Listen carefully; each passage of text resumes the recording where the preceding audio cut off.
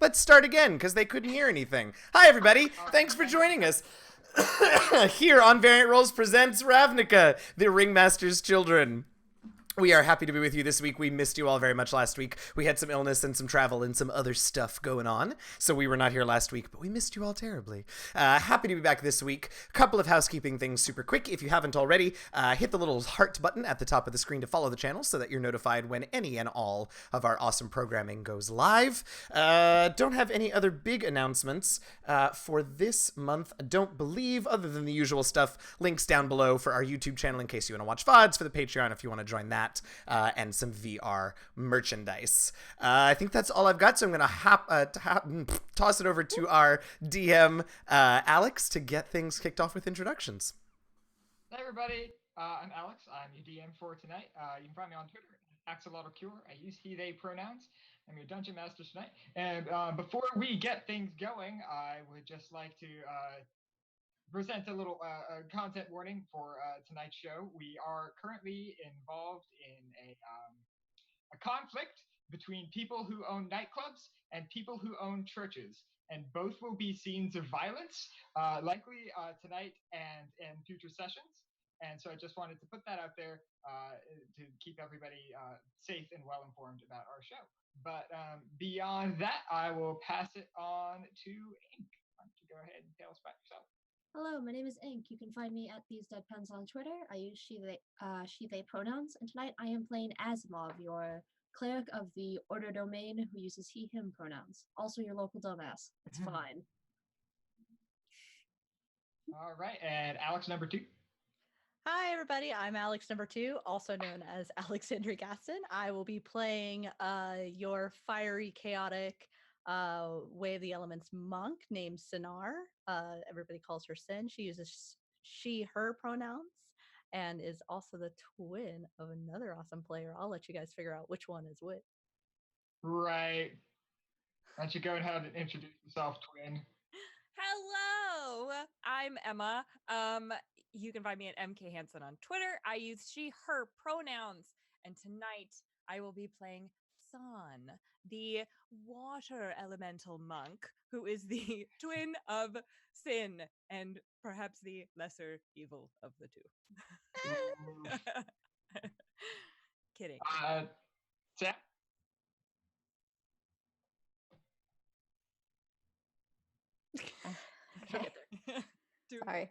Sorry.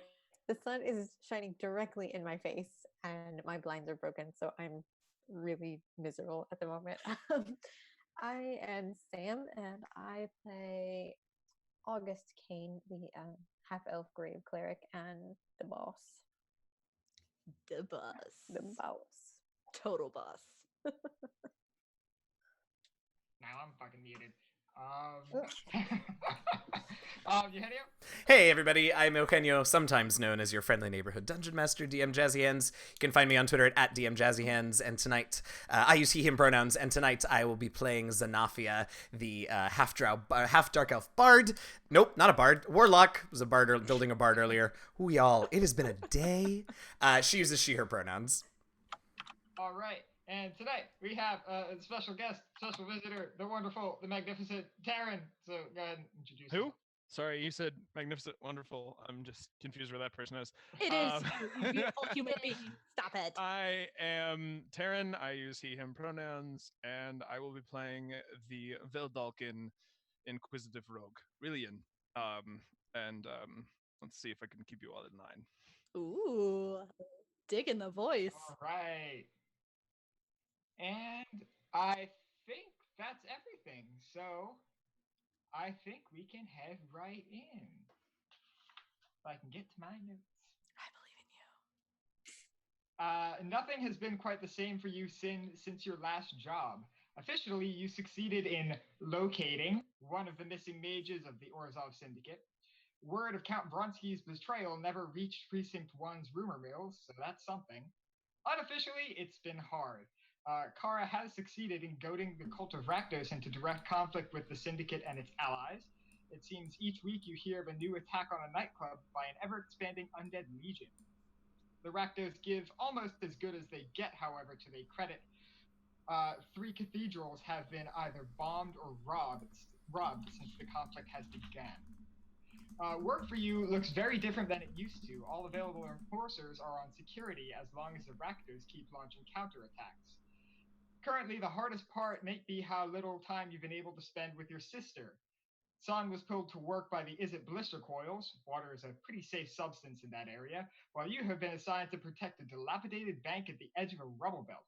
It's the safest place for a walking flamethrower, or so the wizards say. Son is completely back to herself, showing no ill effects from her possession and my manipulation 2 months ago, but it's stuck with you a bit longer. You can't seem to shake the image of Farah holding your sister down as you desperately try to extract a ghost the only way you know how. Sometimes when you still see Son, you can still see the blood on her face, or the odd bend where you broke her nose, or the vacant expression she wore as you knocked her unconscious. Everyone tells you that there's nothing there, but sometimes you see it all the same. We will, however, worry about that another day, as you are currently being approached this rainy summer morning by a wretched little gray creature in a black cloak with a bronze plate embedded in its face, carrying a letter. What do you want? Are you sad? Depends on who's asking. I am. And who are you? Fine, just get me the fucking letter. I'm Sen. I'll take it. All right. The letter, in short, is from likely the biggest Orzhov boss you have ever encountered, Grand Envoy Tesa Karlov. Hold on, I think we're having some trouble here.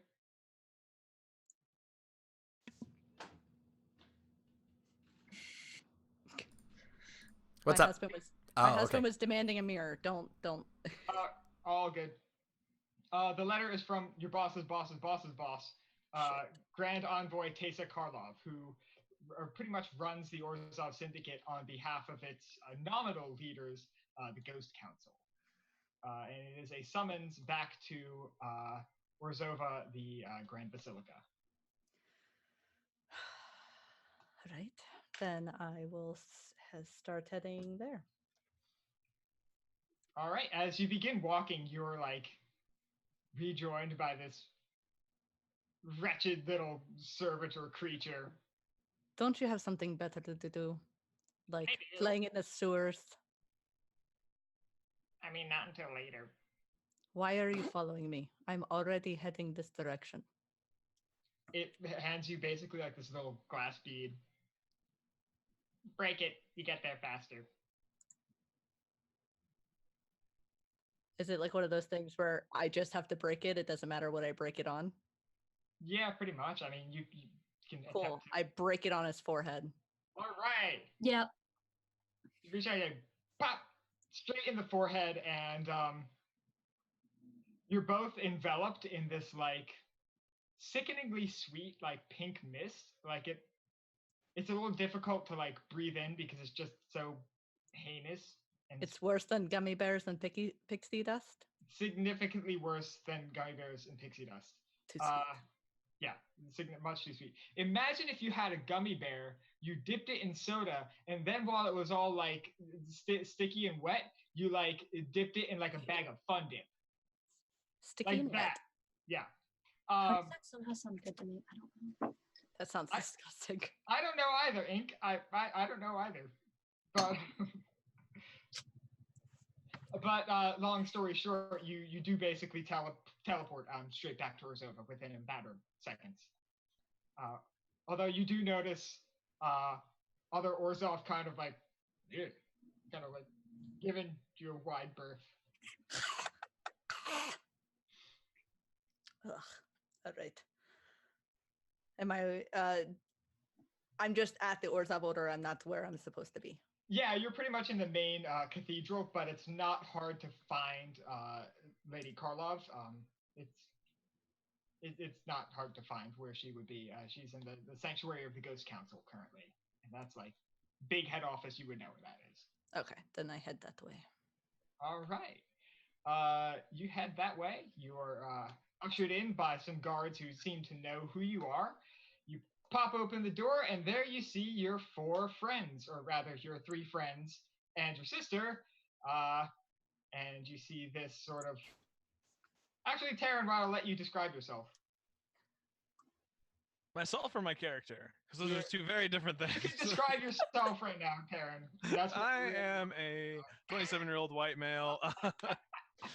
No, so Brillian is a Vildalkin, but he's a little less perfect than other Vildalkins. He's a little bit shorter, a little bit more rounder. He's got a very large, fat, flat nose that is very prominent on his face. His ears are a little stunted. Um, he's wearing very fine clothing over what looks to be almost like in modern day would be a bulletproof vest, but in game is just studded leather. But it kind of he looks very well adorned, and is standing very proper, just very straight up and down with his hands behind his back. All right. I have no idea what a Vidalkin is. So they're one of the races that are specifically native to Ravnica. They're these blue people. They have, I mean, honestly, they're blue and they're hairless.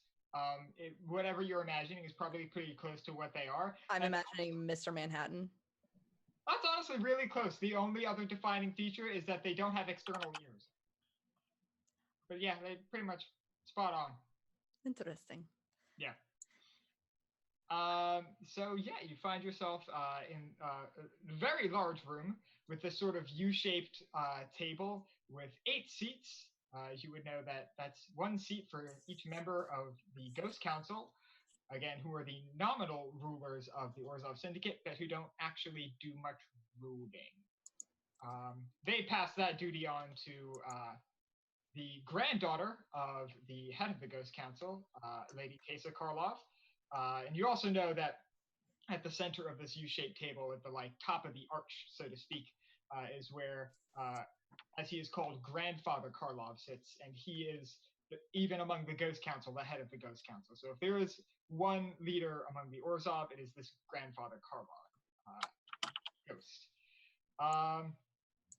Beyond that, the room is just lined with books, and you would all know that the Ghost Council aren't very big readers, and these are all financial records, and it's just hundreds of thousands of pages, just floor to ceiling on either side of the room, just these big, enormous bookcases. Oddly enough, there is a ladder to get to the top shelf, even though this room is typically occupied by ghosts. So,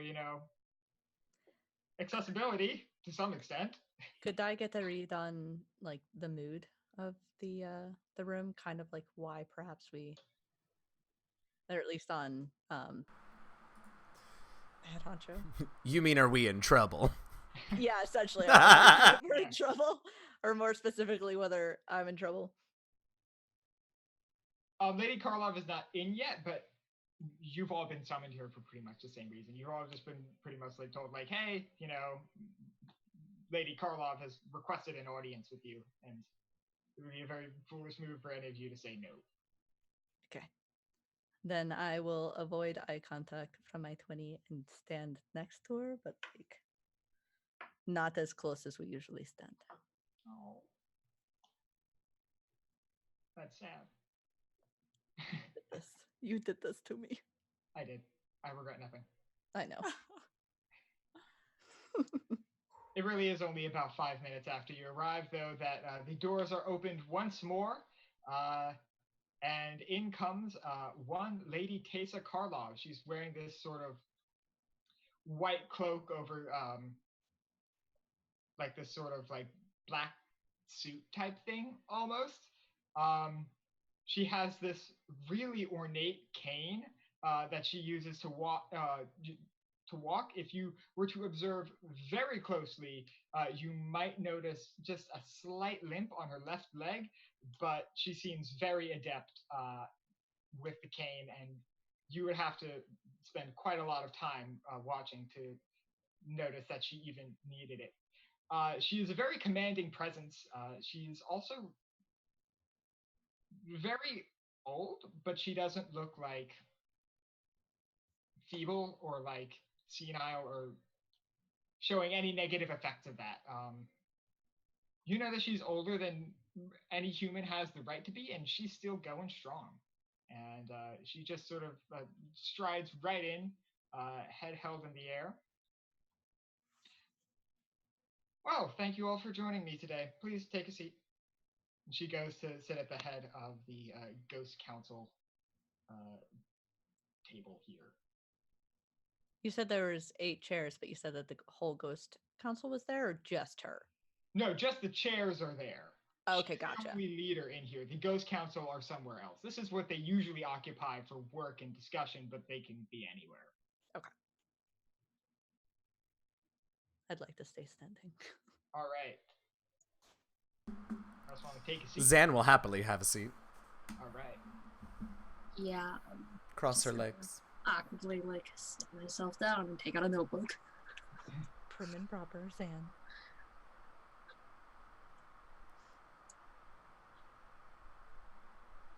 Anyone else? I mean, I'll go sit down. I will. Is Sin gonna be standing at the table, or is she standing back? I figured I would just stand the catty corner to the table. I figured I would just either stand behind Zan or San. Okay, I'm sitting closest to Sin. Sure.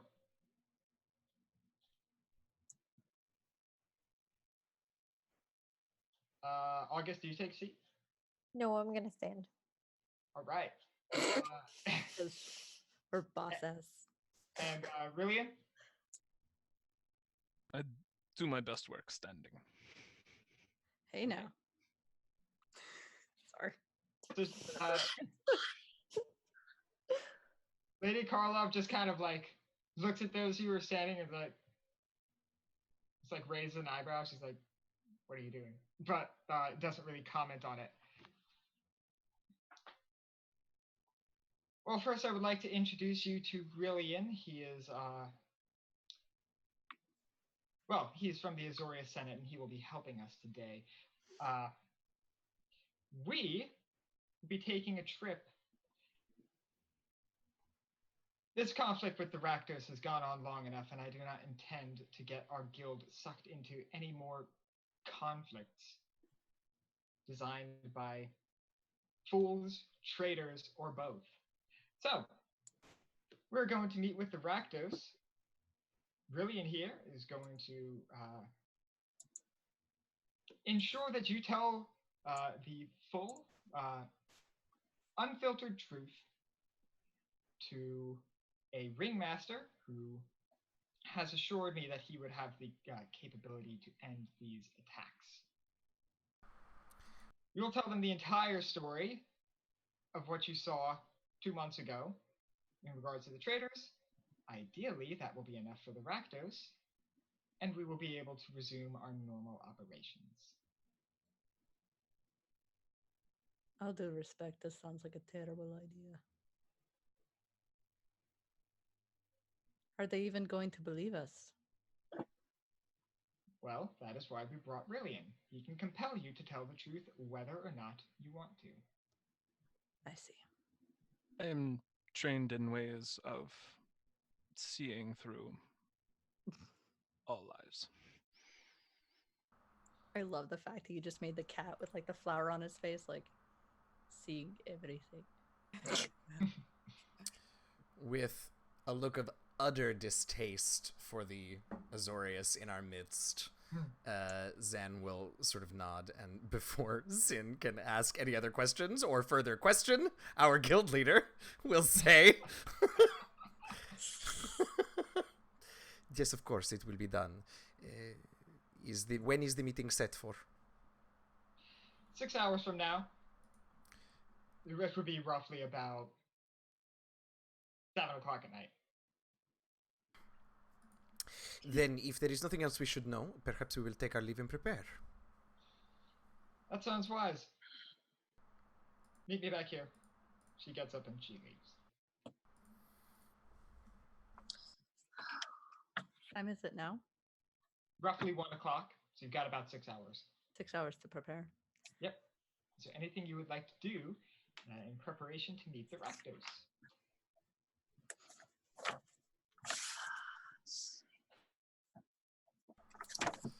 I'm guessing my intention is to accompany them, or do I just meet back up here?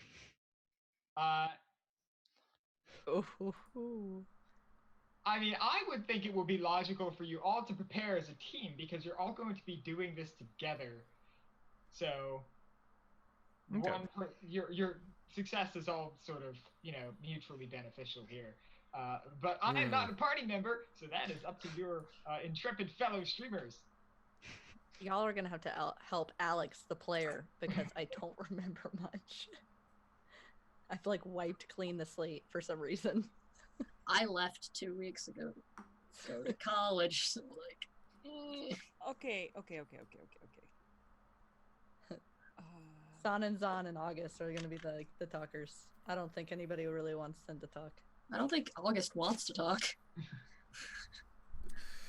My first question is for Your Excellency. Any idea who this Rakdos might be that has the power to do this, and why they might be wanting our version of events from 2 months ago? Would I know this? Yeah. So the Rakdos are in pretty direct conflict with the Orzhov, and quite frankly, the Orzhov have more friends. Even though you don't always agree with the Azoria Senate or the Boros Legion, all 3 of you fucking hate the Rakdos. And so once they started launching counterattacks, pretty much all 3 guilds got really gung-ho about keeping them down. So despite the fact that the Rakdos are providing a spirited defense, they're getting their asses beat. So it is really within their best interest to prevent this conflict from going any further. Is it possible that this could be a trap of some sort? That perhaps us being witnesses would be lured in and silenced? I mean, I would not know such a thing. It seems unlikely that the Guildmaster would send us along with a representative from the Senate, should there have been any reason to believe or suspect a trap. Don't get me wrong, anything I could do to get us out of a meeting with a Rakdos I would happily jump onto, but it seems that the guild mistress has spoken. I just feel with everything amplifying the way it is, that the simple talk with supposedly witnesses is going to fix everything. I just find it too clean. My understanding is that it is a part of a bargain that will end tensions. Whoever it is that we are meeting with says he has sway in the Rakdos and is asking for our retelling of events as a payment of sorts in exchange for reducing the number of attacks that we have to patiently weather against their pathetic attempts. Is that right? Did I totally misunderstand what we're doing? No, you got it. Okay, great. Just one thing to note. Taste of Karlov is coming with you. She said we're having a discussion. Oh, shit! I did wonder why she wanted us to meet her here. Yeah, she is coming with you, for sure. Holy shit. Listen, my love, Sin, we're going to be fine. But also I have to go and change.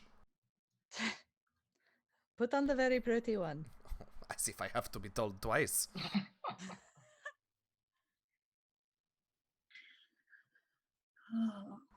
I don't really know what I need to do to prepare for this other than... I mean, look, at this point, Zan is gonna spend a large portion of the next 6 hours making herself look very good. All right. Cannot wait for the description. Speaking of, it would be very reasonable to assume that you're going to probably one of like the highest class places in all of Ravnica because you're going with Lady Karlov and she wouldn't be caught dead anywhere. Also, Oh yeah, 100%. So we have to go and get fancy. That's what the 6 hours to prepare means. That would be an entirely reasonable thing to do with your 6 hours. Before you all leave, I do have one thing to note. The easiest way out is through honesty. Tell the truth, and everything should go swimmingly. Pearls of wisdom from the Senate. I shall take my leave. And Rillian will give you a deep bow as you exit. If it was anyone else, she'd feel bad for being such a bitch, but But she doesn't. Yeah, right. I'm All gonna right. I'm side-eyeing this rogue right now. Keeping an eye on my pockets. Not that kind of rogue. Yeah, I was gonna say, you do know he's basically a cop, right? That doesn't. Well, Okay. I already always look my best, so I don't need to prepare. best Perfect. answer ever. 100% believable. Yes. I would imagine that Sin probably looks like shit. Probably. Yeah, Um, I would say that we're gonna go get into our matching suits. Our suits. Yeah, both of you two in particular, you look rough. So San, you've been spending basically your 2 months in like the industrial quarter. The blister coils are this big, large, basically magical power plant, and you've been working in the shadow of that thing. So you're in its state because of it. Sin, you've been working next to what's called a rubble belt, which is basically a bunch of ruins of some part of the city that has been dilapidated in some way and is pretty much not inhabited by anybody civilized. And so being right on the border of that, the options to, maintain your sparkling personal hygiene are limited. They got it. Then Sin will go to San and go, can you help me get ready for tonight? Of course. Do you want some gummy bears? Yes, but you can have all the good ones. You can have them. It's been 2 months. It's okay. Let's see how you feel if you ever had to do that to me. Alex is getting that smirk of like, maybe you will. Oh no. I mean, turnabout is fair play. Yeah. And I will go with San and we will get cleaned and get in our matching very cool suits. But we're still very sexy though. Oh, absolutely. Yeah. No. That doesn't even need to be said with this group. That's a compliment. Oh no. Give me a Yeah. Twizzler. Is Asimov- Asimov doing anything to prep? Just kind of wearing like his normal clothes, but he's got his like vestments Mhm. on for the first time Okay. because like rarely do you ever see someone like wear that outside of Yeah. a church. Yeah, So yeah, that makes sense. yeah, he's got that going on. All right, and Brilliant, you doing anything? Just waiting. Just waiting. All I right, will stand here for 6 hours. perfect. Hands behind the back. Impressive. So, while 4 of you go get ready, put on your best clothes and everything. August, you just look around, look down at yourself, you're like, I always look the best. You go back to work, just do your thing, for whatever amount of time. Really, you just kind of stand there. And you notice that the ghost council are starting to come back. And they're not like convening. They're not like discussing anything important with you. But like occasionally one will come by and like grab a book and like flip through it. And they just like completely ignore you.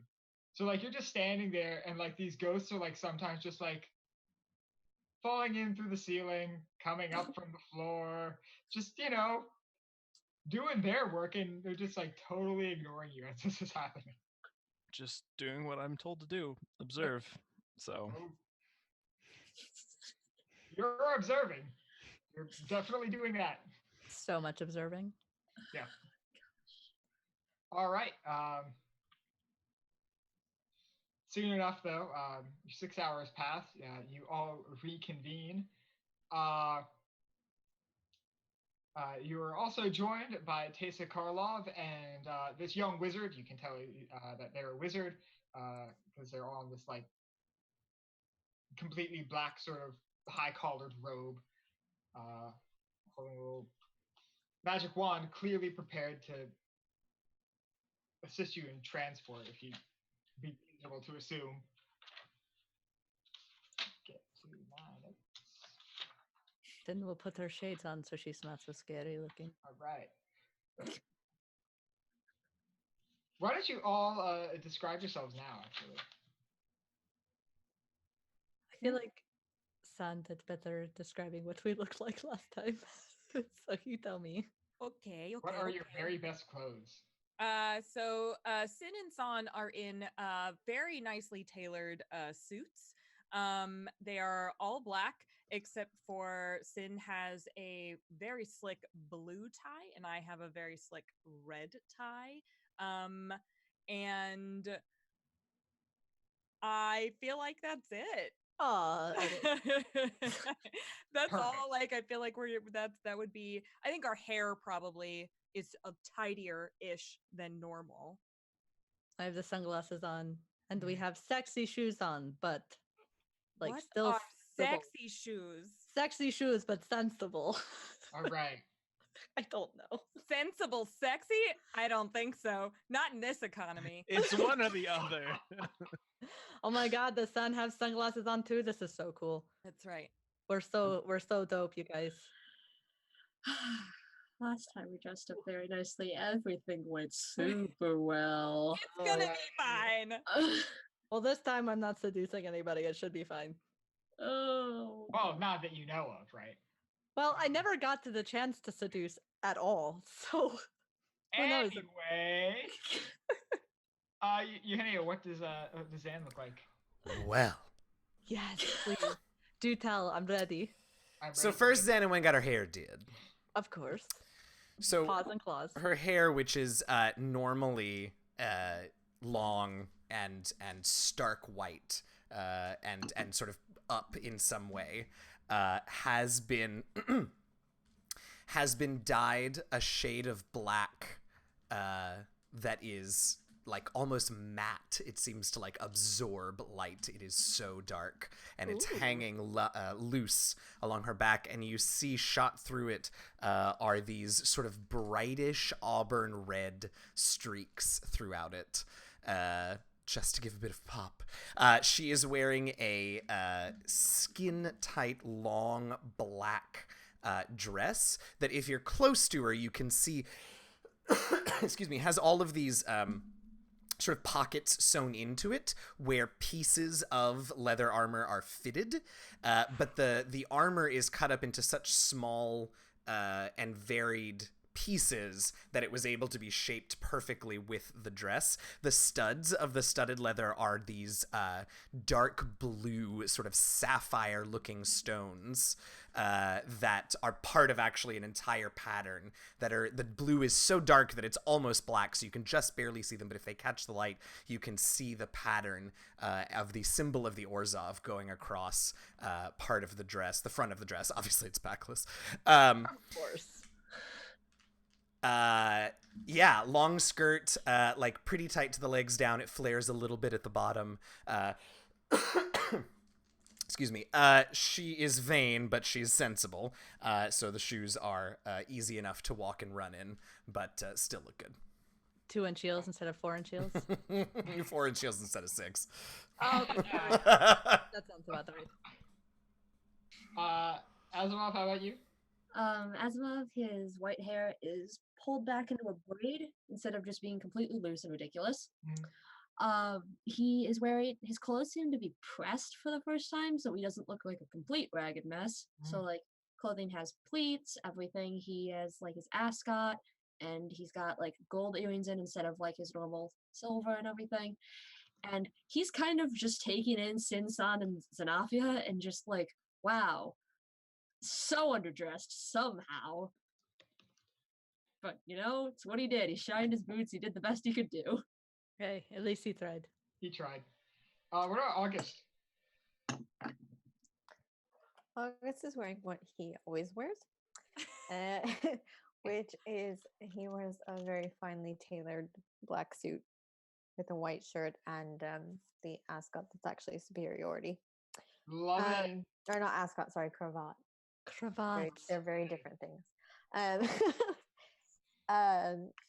he also has like a lovely black silk top hat and his cane and just yeah, very shiny black shoes, which is why he had to ride in the sewer. He wasn't going to dirty his shoes, but Right.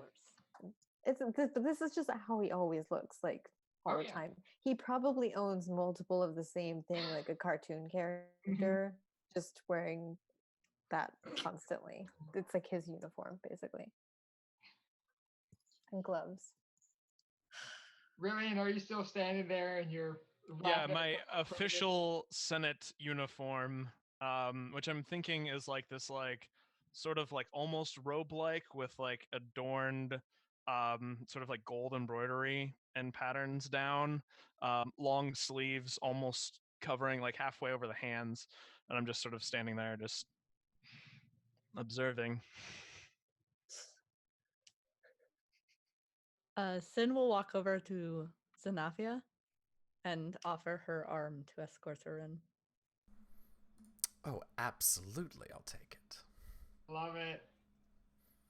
And just say, when I said the pretty one, I did not know this one existed. She's new. All right. So as you head in,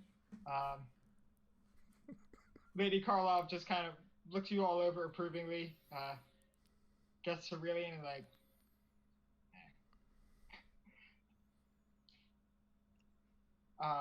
she sort of indicates the mage behind her. They're young, kind of got just like this sort of mess of like curly brown hair, a little bit freckled, green eyes, all black robe, black gloves, high collar, kind of standing there like nervously. You get the sense that this is all a bit above their pay grade. Everyone, this is Mila. They will be in charge of our transportation tonight. Wave a little bit. Does Mila look trustworthy? They look nervous. I didn't say that outside. I'm just out loud. Oh no, I know. I'm just like they look nervous. I suppose you could roll an insight check if you would really like to really discern some trustworthiness. 22. Yeah, they seem trustworthy enough. They seem a little starstruck. That's fair. You know, you've all had some pretty decent exploits over the past couple of months, so you know you're not exactly like legends or anything, but you know people in the guild generally like know who you are and know some of the things that you're responsible for since you've all started working together. I'll like flash my eyes to make them even more nervous. They're like, I like make people feel uncomfortable. SWAT Sin on the arm. What? We'll I'm have. just having a little bit of fun. We'll have a mishap if you're not careful. End up in District 14 or something nonsense. You love my eyes, admit it. I mean, I do, but clearly the poor thing is terrified. well, let's get going. Lady Karlov exits the room, and there's right outside the big double doors leading into the Ghost Council chamber.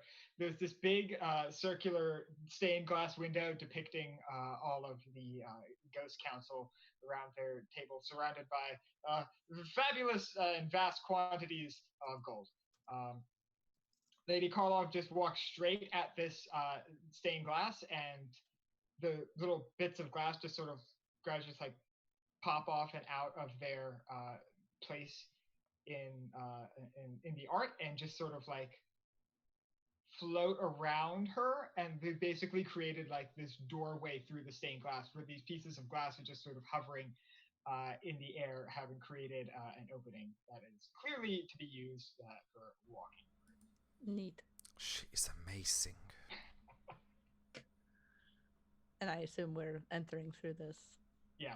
Yeah, just gonna Uh, follow I will I will escort Zanafia on my arm through portal. All right, you head through that. You find yourself on a balcony overlooking pretty much all of Precinct 1. It would be entirely reasonable for you not to even know this balcony existed based on the fact that you have to walk through stained glass to find it. But it really is quite a view. You see all of the marble streets, the gilded street lights and everything. It's pretty magnificent, and it's also fortunately sort of facing in such a direction that you only see Precinct 1. So like you don't see any of the other less desirable neighborhoods. That's pretty great. You know, um, and like just over the railing of the balcony is this basically big gold disc. And again, like Lady Carla just walks without even stopping. The guardrail for the balcony just kind of like pulls open. Everything here seems to react to her presence. Interesting. I certainly do. Oh. It's okay, you can't be blamed.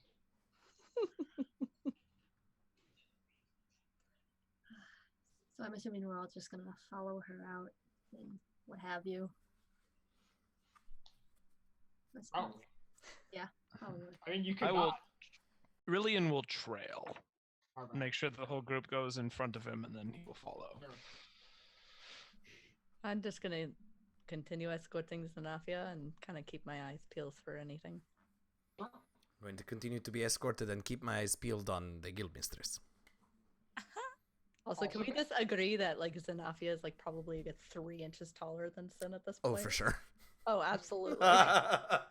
Even being a full-blooded elf, like Zan with her fucking heels is like towering. Okay. All right. So you're. I don't know what this person would be called. Do you conduct a flying gold disc? I don't know. Oh. You're travel coordinator. There you go. Air gold disc. Seems very nervous as they kind of just like wave a wand at the disc, and it's sort of like, and it starts you start ascending and heading off to the southwest, and it's very quickly pretty apparent where you're headed. Above Ravnica, in between precincts, I want to say 1, 2, and 4, there's this basically large floating sky platform observatory. It's called Millennium Platform, and it's one of the fanciest, most wonderful places in all of Ravnica. Everyone in Ravnica actually gets a free ticket to come up here once a year. So it is used by everybody. It's not quite as exclusive as maybe the Orzhov would like it to be, but it is still definitely one of the best places to be. There is actually a restaurant up here that is entirely as exclusive as the Orzhov would like it to be. That seems to be where you're headed based on what part of the platform you're flying to. But you're basically flying to this big sort of observatory shopping mall enormous thing in the sky that's sort of like chained to the ground. And that seems to be your destination. Is it like the Cloud City in Star Wars? Kind of like that, yeah. Not quite as big, but kind of. Also, don't judge me for me not remembering what it's called. Oh, no, it's all good. But yeah, you pretty soon dock. Docking is a bit of an experience because no two vessels to get up here are quite the same. You see these like random hodgepodge, like junky looking contraptions that seem like they're just barely held together by the Ravnica equivalent of duct tape.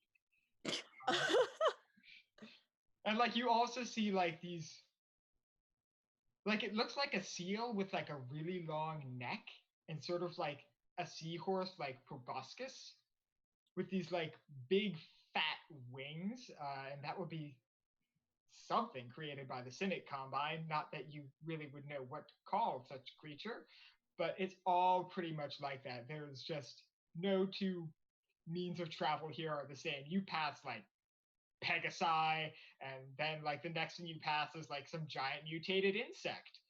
It's it's a real menagerie of living and constructed travel apparatuses. Nice. Well, there's no accounting for taste. Some of these are very gross looking. They're all just ostentatious, over the top. They're all showing off their power. Look at what we ride. A giant gold disc. It is simple. It is opulent. It is that too. Sin, as you walk by this creature with like a completely like flat face, like it has all the features that one would expect to see on a face, but it's literally like flat as like a wall. What is that sentence? Oh, I don't like this. Like it opens its mouth and this like impossibly long tongue just kind of comes out of this flat mouth and just kind of slowly makes its way towards you. You better put that back in your face or you're going to lose it.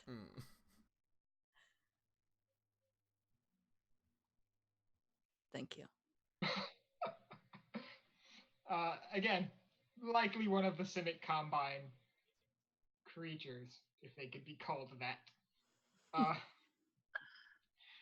Mila, for their part, just kind of stays by the disc. I'll be right here if you need me. Good luck in there. Thank you, Mila. No one spoke to you, Mila. Okay. Why are you guys so mean to Mila? They did a good job. Sometimes it's fun. Zan literally doesn't know what to do with herself spending this long with the guild mistress. She like has gone through 8 personalities in the last 20 minutes. She doesn't know what to do. See which one's gonna work. Right, yeah. Okay. So But you okay? I was just gonna say, so I'm assuming we're just like following the mistress around to. Pretty much, yeah. She's walking straight into the Millennium Platform restaurant, which you notice like half of it is just empty, which is bizarre. Granted, this is like a place for like, fabulously wealthy people, but like the fact that, the place in Ravnica is half empty is utterly bizarre. You can only assume that some strings were pulled. The restaurant itself is actually like mostly glass as far as like the walls go, so you could get this sort of 360-degree view of the city all around you. And it's currently at sunset, so it's a really nice view. There are these big chandeliers, probably like every 30-40 feet or so. Candles on every table. You're graded on almost hand and foot by the wait staff. It's everything you would expect to be, given that you're here with and sort of by contrast, you see this like old, wiry, bald man sitting at one of the tables in like the empty port of the restaurant. He's wearing this red and yellow sort of coat, which is open. He has no shirt on, and he's very muscular, but also like very old. So it's like it's a sight. You can see a matching red and yellow top hat on the table next to him. Got real dark eyes. Just seems like just a weird dude. With him, he's got 2 similar looking bald men with him. Fortunately, they are fully clothed, covered up. They look quite a lot like him and quite a lot like each other. It would be reasonable to assume that they're sons and brothers and such. And he stands and greets you 5 and Lady Karlov as she comes by. My lady, welcome. I'm gonna like lean over. Master Nikita, a pleasure. Who is this? This is the Rakdos Ringmaster. Oh, So, of course it is. you would generally expect to see like one of these for each precinct. Okay. I have the feeling I'm just gonna feel the hatred of wafting. Great. Oh yeah, there's very much mutual animosity. It was more from Xanafia since she just despises them. For good reason. Look at that. I mean, you're not wrong. Okay, so Yes. Is there like a table that we're supposed to be sitting at, or yeah, you're pretty much all brought to this one like large circular table. cool? Then I will take Xanafia and I'll pull out her chair for her and help her in. And Are we sitting at the same table as this giant muscular old man?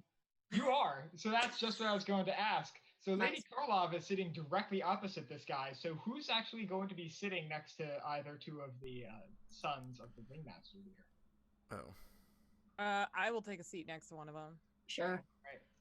Whatever. I And- want to sit next to Lady Carlisle. Ugh. is she sitting next to one of the sons? Alex, Who? Lady Karlov. Oh no, she's sitting directly across. Okay, and so Xanafia's sitting there, and then San is sitting on. I guess I'll I'm like opposite of you. opposite of. Okay. Yeah. Then I will sit next to Zan. Because then you can see behind me and I can see behind you. Yep, it'll be perfect. Ravnica, table assignments at the reception, part 1. Yep. So wait, you're here and I'm gonna sit here. Listen, I was about to draw out a table and just figure. I did. The so. Ringmaster's Arrangement, Part 1. Just There's like a- that. There's a roll 20 for this, only for the seating. There's several people watching us figure this out. This is the content you guys signed in for. Whoa. Really is. It's probably true. Yeah, I'll sit next to Xanafia across from San so that we can watch each other's backs. Okay, sure. I'm just sitting next to one of the sons. I don't care who else I'm sitting next to. Okay. Ah, So, Lady Karlov sort of gestures to you, Miriam. I'll be quite frank with you, Nikita. Neither one of us likes the Azorius very much, but we can both attest to how good they are at sussing out secrets. Nikita. I brought this one along to make sure my people tell the entire truth. Not that I have any doubts in their version of the story, but if it makes you more comfortable, there you have it. Brilliant, if you would, please. Yes. It seems that there is something that needs to be aired between these two parties, so who is speaking first? And I will notify you. If you resist, I will know. If you lie, I will know. Lady Karlov sort of like looks around you as if to ask, like, who's going to speak first? Zan will look over to Their Excellency, since that seems the respectful thing to do. Oh man, Zan's so torn. There's so many people that she likes so much. Oh no. polyamory. Love everybody. While August may have something to say, I, as a player, am really confused. So I would like to say that August merely gently waves Zan ahead, like, Absolutely. Absolutely. So Zan will... I'm so sorry. Yes. No, oh my god, no, not at all. We're not What's having going on? No, that. not at all. Not at all, not at all. So, if it is going to be you, Xanafia, please do not resist. And Rillian will snap his fingers, utter something in Vidalcan, and a cone. Put a dunce cap on me? No, a large cone Dick. centered on you. He very much would like to make it a dunce cap, but he is a professional. So if you're trying to resist, the DC is a 16. I'm No, gonna she'll assume- clench her fists and look upset about it, but she will resist the urge to resist. It's Brilliant will turn to the lady and the ringmaster and bow. Say, please proceed. it's not a dunce cap, it's a dunce yurt.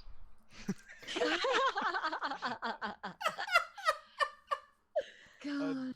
Durnt? Yeah, I that darn don't like sounds. it. No, I don't either. That's awful. I don't like it at Oh all. no. Put it away. I don't like it. Dunce yurt. A dunce yurt. Oh god. Dunce yurt. I don't. A dunce cabin. So Zan will begin the retelling of the story from 2 months ago. We were sent to find our lost brethren. We took I think Zan will leave out, just because it doesn't seem relevant to this particular situation. We'll leave out the fact that Fala was with us. Mm-hmm. Just and not in any sort of deceitful way, just because this is between the Rakdos and the Orzhov.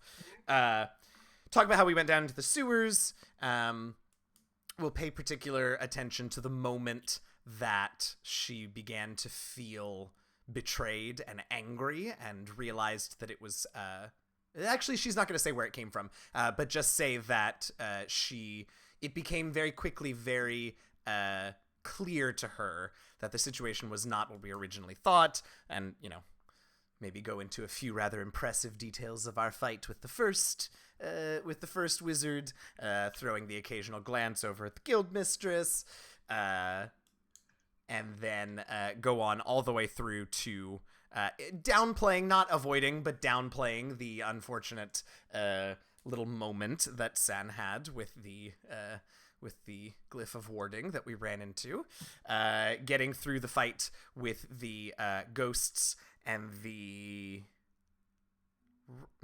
what was it? A white? The white, yes. And then and then running up to be too late and seeing the horror that we saw. All right. So you give the story. The Rakdos, for their part, just generally sort of like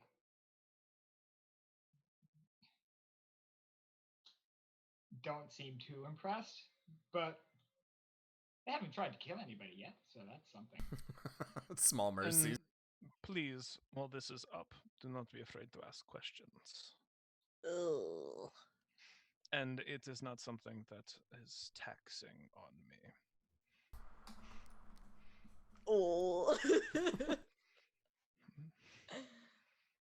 The ringmaster sort of looks at you, really, and well, not that I would be concerned if it was. I'm just The Rakdos aren't all bad.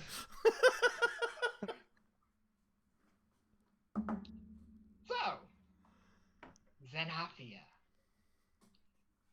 What did the guild mistress call him? Nikita. Nikita. Ooh. I don't know. It just seems so convenient that these are traders whose are not your people. I mean, we've had quite a contentious history, and they're just not yours, and we should just lay down and take it. I don't see any of your people defending our nightclubs. Oh, I'm sorry. Was that a serious assertion? Of course we're not. Come, Nikita. You know better than that. Well, it just seems like your mess that's been made. Don't you think that the undead horde existing somewhere down in the sewers is your problem? I certainly couldn't say, Ringmaster. It is above my pay grade, but I have no doubt that the lady here would be happy to discuss with you whose responsibility things that are nowhere near Orzhov Holdings.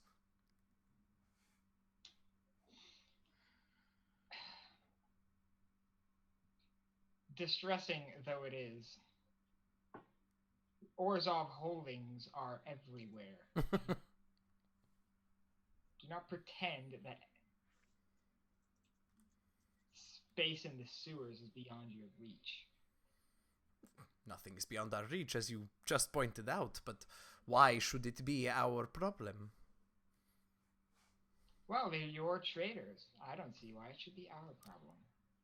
So we can get in writing, then, that should Rakdos ever turn tail and decide to cause havoc with any of the other guilds here in the city, that they would be directly your problem, responsible to you, and any cleanup, cost of remuneration for their destruction, and anything else they might cause, falls squarely on the head of the Rakdos. Is that what you're telling us? Should we draw up that contract, Ringmaster? Sounds about right to me. Well, legally, all the chaos we cause is our problem. Quite frankly, we just don't give a shit. Sorry. But we're not trying to exterminate any guilds or raise an army or anything. I do believe this is a bit different. Exterminate guilds? Are you accusing the Orzhov of trying to directly destroy the Guild Pact and eradicate you? That is quite the assertion, Ringmaster. I will remind you that these talks are being negotiated for peace. As the representative of the third party, it is my duty to pursue level heads. And I'll just say, probably through all of this, you'll start to see that heat haze, like just emanating around Sin, as she's just so fucking over everything this person is saying. And I'll remind you, boy, that if I want your opinion, I'll ask for it. Oh! I'm so torn. I just hate everyone here so much. And I'll like lean over to Zanafia and whisper and be like, I can burn her alive for you if you'd like me to. Though I don't think she heard me. Oh, I'm sorry, I didn't say again. I'll lean over to you and listen and whisper very quietly, I can burn her alive if you want me to. No, Sin. I mean, I do want you to, but not now. And she's just like, it's getting a little warm.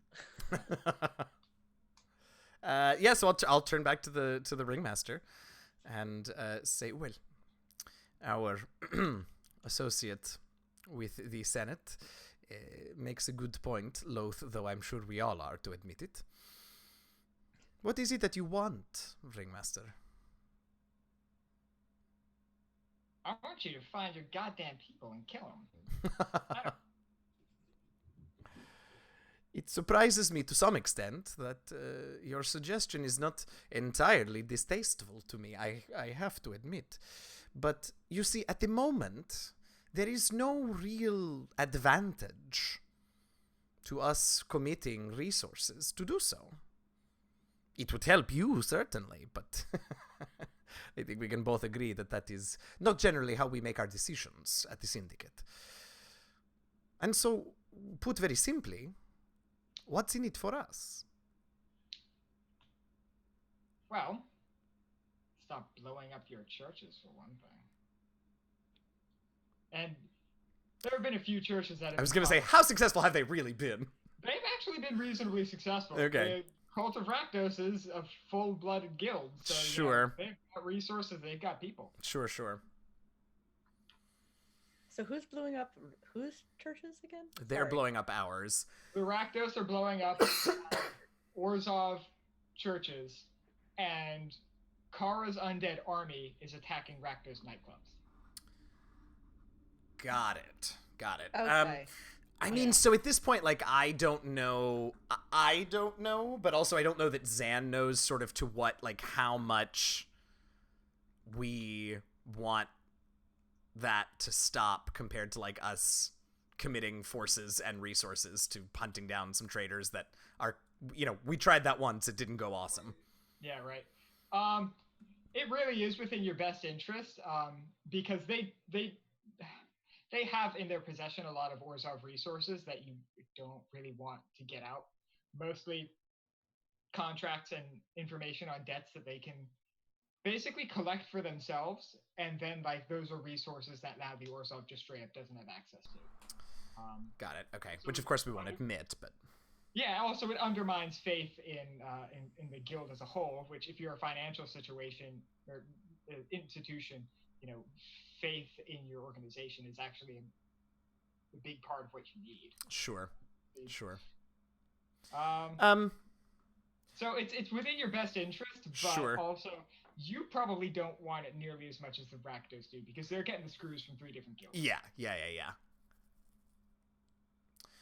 A tempting offer, Ringmaster, but it doesn't quite seem enough, don't you think? While we would appreciate the cease of hostilities against our churches, we do still have those that have already been attacked to consider. So I counter with you. How many approximately have they destroyed? 3. Oh, lovely. So I counter to you. A moratorium on the attacks on our churches throughout the city. A payment for the repair and rebuilding of the 3 that you and your friends have already destroyed. And we will think about going to find these traitors. To save your nightclubs, Ringmaster.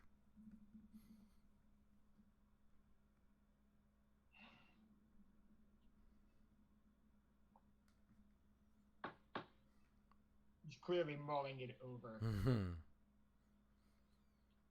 Of course, the alternative would be that we simply don't, and your nightclubs in this district and wherever else the traitors decide to go are decimated, closing avenues of income and who knows what else it is you do in those places.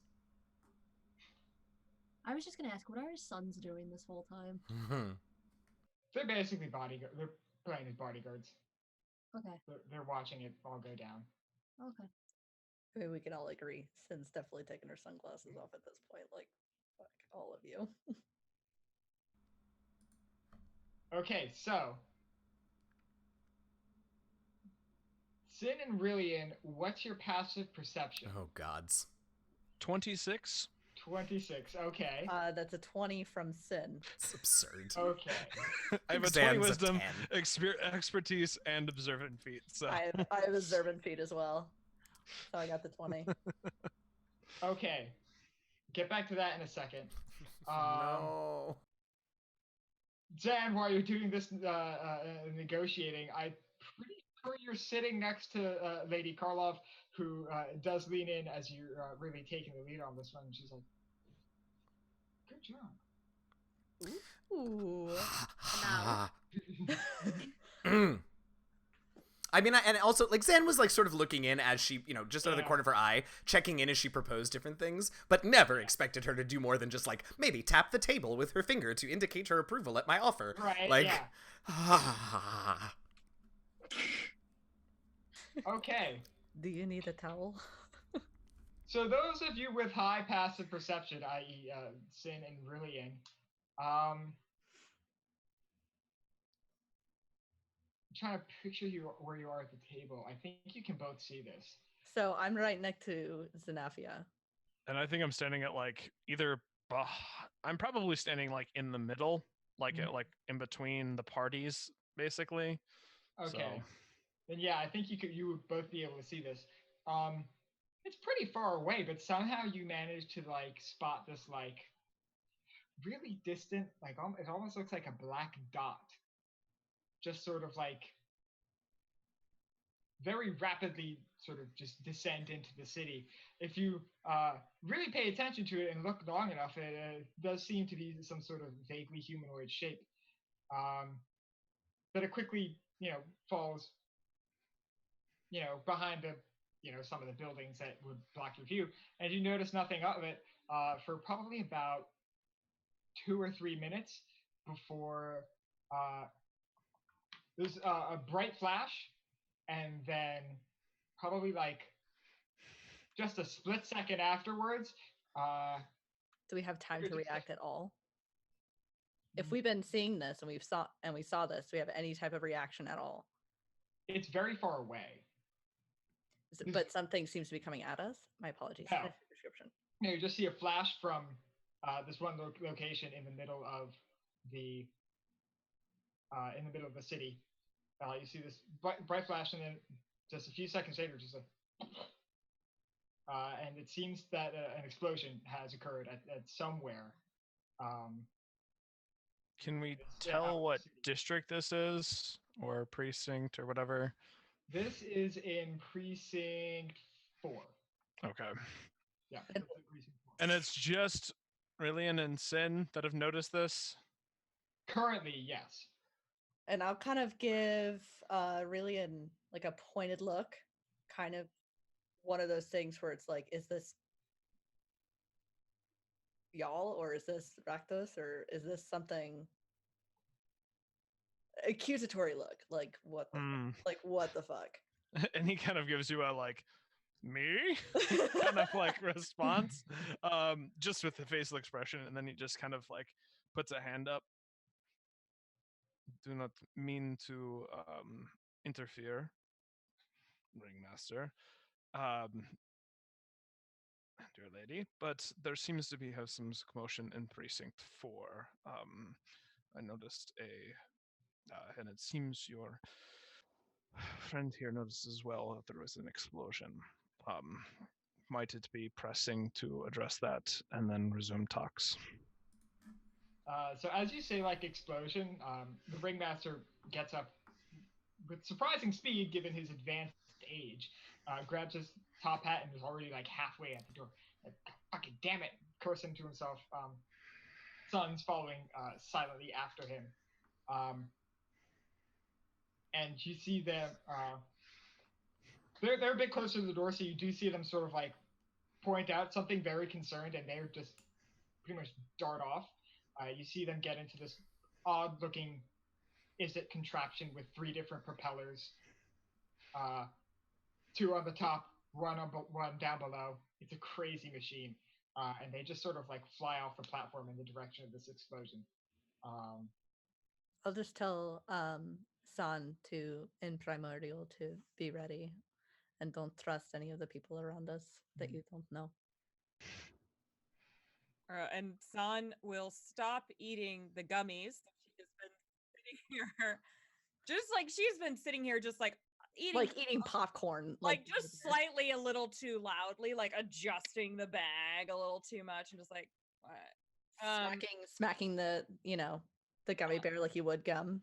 Yeah, exactly. And she will put those away. And she's going to look over.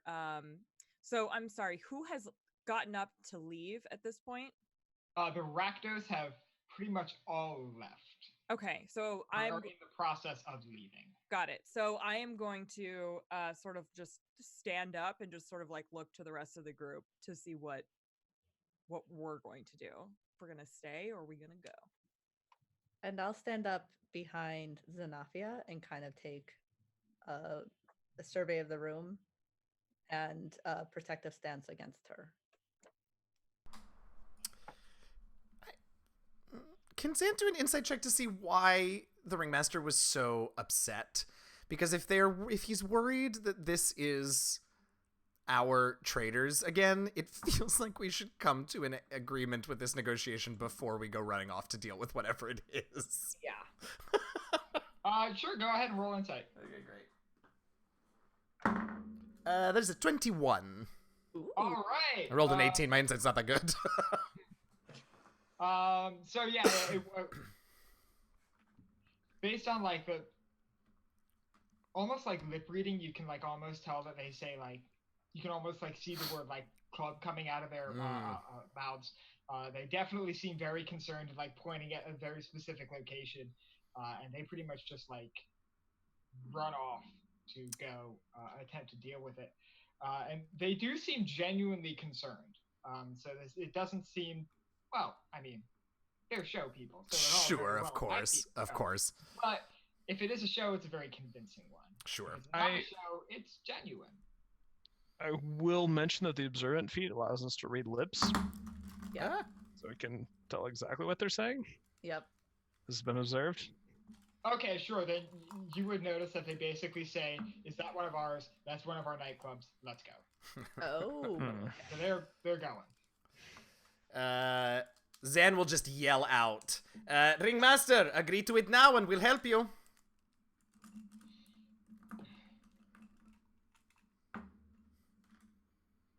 Fine. God damn it. Ha!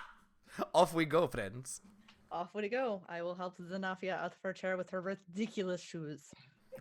She is perfectly mobile in them. Sure.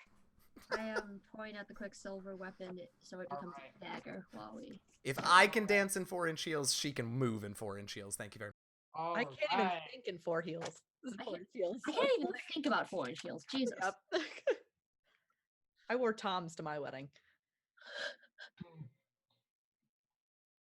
Oh no. Okay, so I'm assuming we're all probably gonna run out the door. Okay, so Lady Carlisle basically comes up to you and hands you like a sack full of gold. Which one? Who? Of just you as a collective. Oh, I was like, who? Who's getting rich right now? What is this for? I can't leave without Mila. You need to get down there. Find a way to do it without making any more enemies. Okay. Leaves you the sack of gold and she's heading out. I have an excellent idea. Zan really wants to be like, girl, this is not the group for that. Yeah, you just handed that's like giving. A match to like a stack of like gunpowder. Yeah. Yeah. Did you say make all the enemies? Gotcha, we're on it. Right. I was Okay. like, you just put us in advance. Your shit doesn't. Gods. Okay. Alex, are the things and or creatures outside that are used to mobilize to this location, are they guarded? I mean, yes, but We have a cop with us. they're guarded by the Azorius. Yeah, they are guarded by the Azorius. Okay, I didn't know if the freaking like if people stand there by their own shit. Yeah, guard. no. The people who like own these things are like out and about doing their business. I mean, Okay. you know. Sin will just look over at Rillian and go, you have some sort of power. Get us down there. And then just kind of bows, and we'll see what they can do. And we'll make his way to some sort of port. I'm sure Rillian has been up here at some point. Yeah. And commandeer a vehicle. Use my cop powers. Yep. Right. This is emergency. I need to commandeer your vehicle. God. When in doubt, just have the cop steal a car. I need to commandeer your abomination against God to get down there. I was gonna say I want to steal the thing with the really flat face. No. No, I'm like, stay away from the thing with the flat face. They will try to lick you. I mean, honestly, that's kind of why I want it to freak out the other people. But is there anything port-wise that I can, as you noted, there are machines that are owned by the Azarov, so... Yeah, there are. I mean, most of the things there are machines of some variety. There are a few that pretty much all of the machines are built by the Izzet. But some seem to be pretty much like branded as Azorius vehicles, which makes sense because there are other sky platforms and they need to get there. These are basically the equivalent of cop cars that are parked there. Sort of like these, like the land speeder in Star Wars, sort of like that, like a long flat vehicle with a sort of open top and a few rows of seats, powered by an array of like 6 propellers. It seems to be the standard for Azorius vehicles. I will look around for some sort of authority for the port, some port authority, and All right. Go ahead and roll investigation.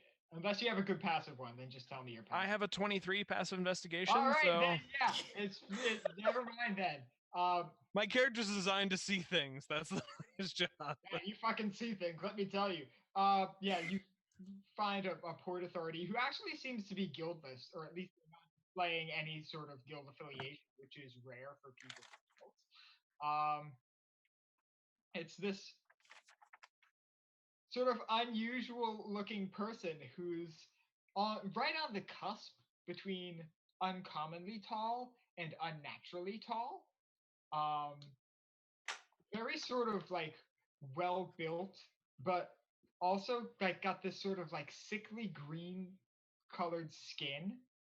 Um, these sort of like gills almost on his neck, and like these two like a lobster claw like appendages that come out from around his back and just like out here, along with his arms, which are just regular Oh, arms. a He simic. comes up Yeah. and he's only doing the crab dance. Yes. Basically, imagine green ripped Abe Sapien from Hellboy. That's hot. Okay, got some shape of water thing going on. Get it?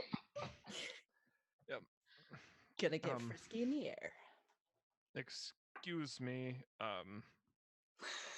We're looking to get transportation down below. I'm with the SRA, the Senate, and we need to commandeer a vehicle.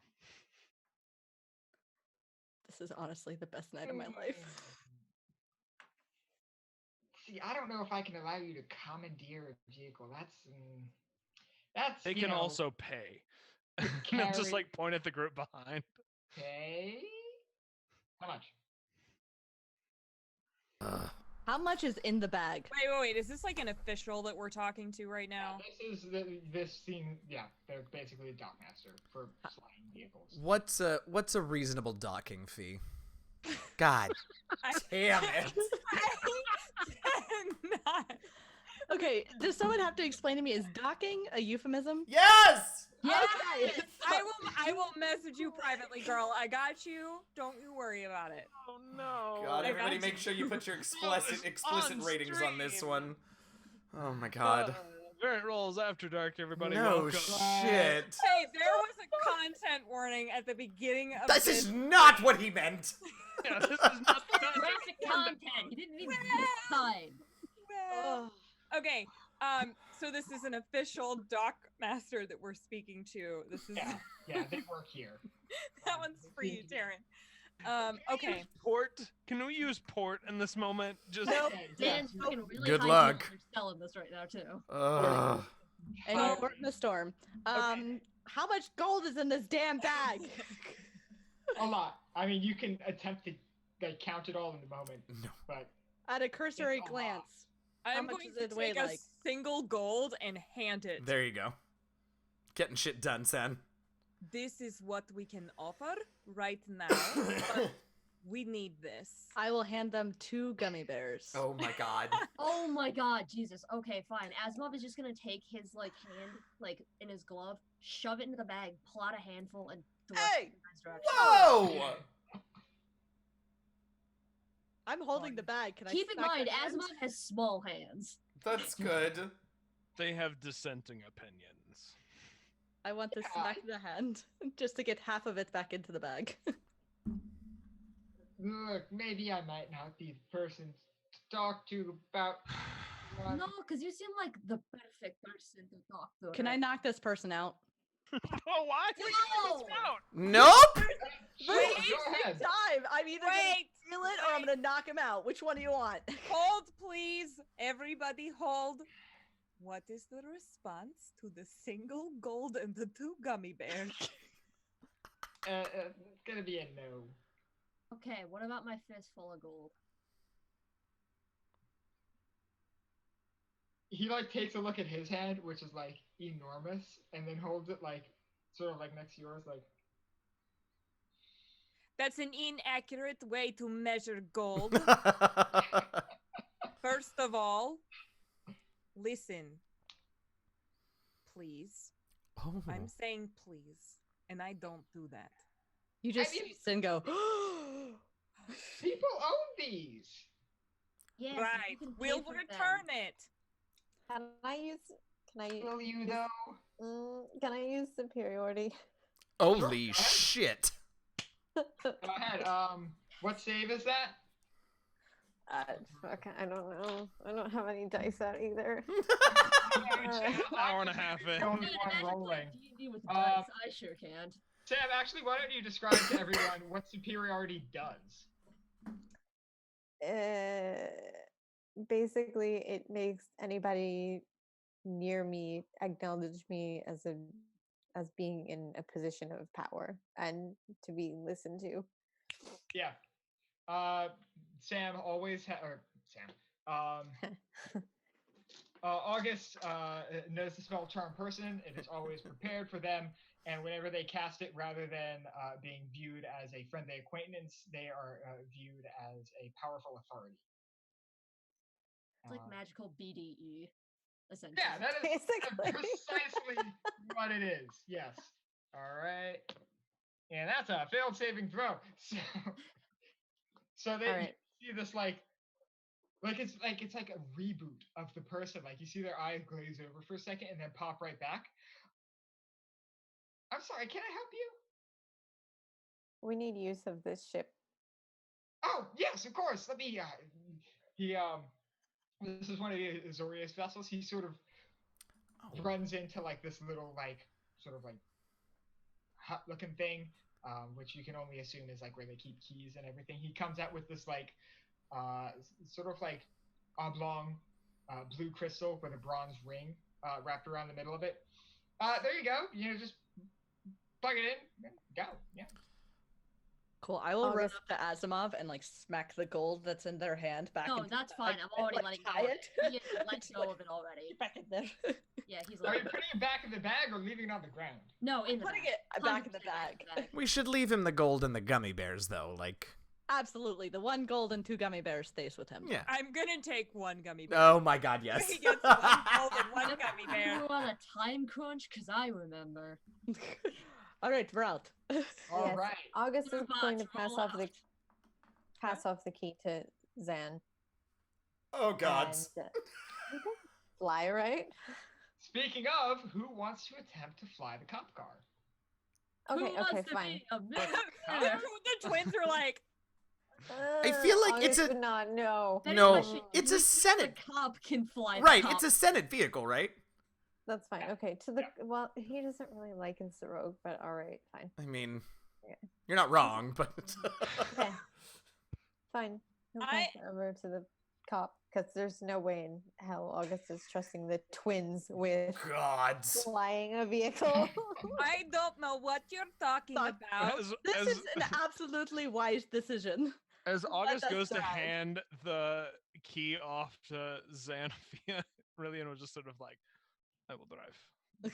That- Well, you have That to almost makes Zan want to Zan argue, is- even though she absolutely doesn't know how. yeah, but Zan is basically like August's right hand woman. Yeah. So This it is was natural. It just felt Absolutely. like that's Absolutely. what he should do. So understandable, but Alright. I this mean, is we a better Senate hurry vehicle. because We this- work for the Senate. This we is like should getting into the go. vehicle. this spell will wear off, I assume. We so should can go. I mean, lasts for like what, 8 hours? No, it's an hour, isn't it? 1 hour. Yeah. it lasts for 1 Oh, hour. we have plenty of time. We'll Concentration. yeah, So- it'll be fine. You will be fine. You'll be absolutely fine. Oh dear. All God. right. Oh gosh. Okay, so right before we head off to break, Rillian, why don't you make me an intelligence check to successfully Bef- Don't Drive suppose you're a proficient in flying cop vehicles. car? Can I pat him on the shoulder and give him guidance before he does any of this? Sure, yeah. Blessed Okay. be. Can I get advantage because it's a Senate vehicle? I'll say you can add your proficiency bonus. Okay, Oh, that's Don't fair. forget That's to nice. roll D4. You get That's So a nice. D4. I don't have a D4 out because I'm a rogue and I need D6s and I need D20s. That's it. You want me to roll one Um, for you? Yeah, sure. Oh, no. All so right, sad. teamwork. That's 15 plus. That's an 18 plus whatever you roll on the D4. So 19. 19. Okay. This is why we trust Alex with things. So you all hop into this sort of flying land speeder cop car thing. It's got 6 propellers in the back, sort of like arranged, like little. thing Like a that. butt? Yeah, kind of like a butt. Yeah. The butt. It touched the butt. We're gonna get Except taken for- off the air. yeah, except they're propellers, so please don't touch the butt. Yeah. Cut your fingers off. You touched the Yeah. butt. But Rillian, you do successfully fly the cop car. So Precinct 4 is actually like. Actually, Are there sirens? Are there lights? Are there buttons that we could be No. possibly pushing Y'all. right now? This adventure no is button. not They're about the all- cop they're all car. they're all right by the like driver's side, and he's just kind of like shielding them. Oh no! I just take the quarterstaff, start pushing. The twins are like, so You guys are Precinct exactly the two siblings that are just like, are we there Please yet? let Alex describe Precinct 4. Sorry. Yeah, because it's a bit awful. It's kind of lawless. It's on the border of a rubble belt. There's constant conflict between like these guildless gangs of like roving goblins, the various raiders affiliated with the Gruul clans raid and sometimes live and mostly raid here. The Rakdos obviously have a very strong presence. The Azorius and the Orzhov do not. So this is a very chaotic, very run-down place.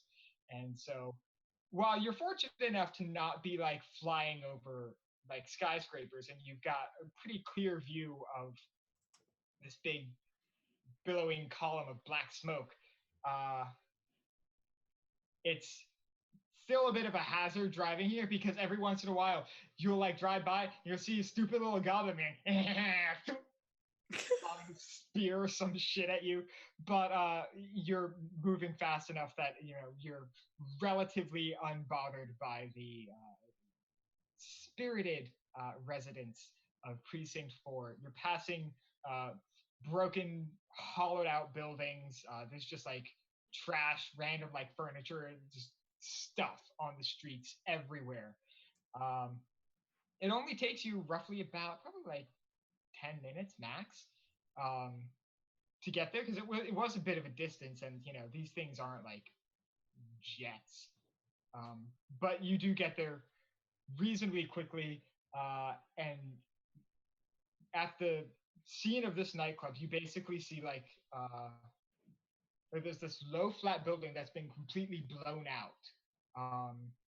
So whatever happened inside the nightclub, like the front of the building just like doesn't exist.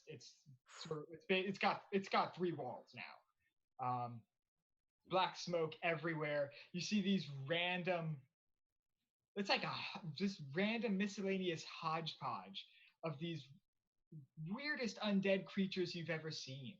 Like some of them look like they're just like 2 skeletons that have been like fused together. There are these flying skulls that shoot fire out of their eyes.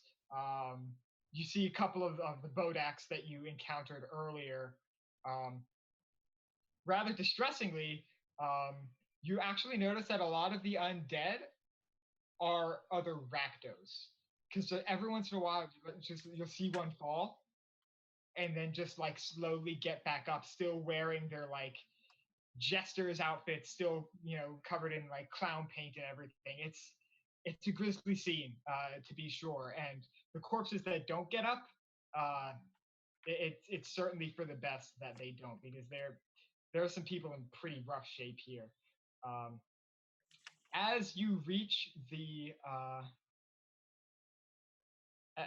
nightclub, though, there is certainly one creature above all else who seems to concern you, and that would be the undead angel, who is currently rapidly approaching you, holding a big black scythe.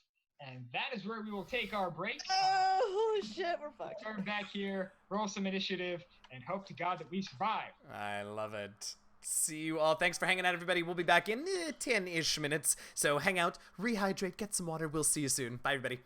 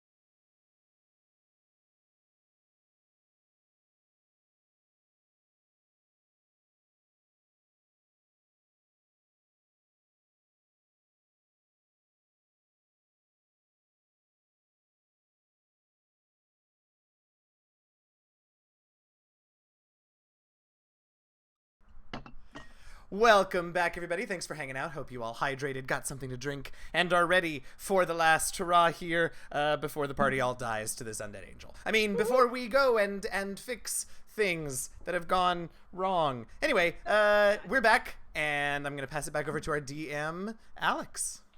All right. So yeah, you are.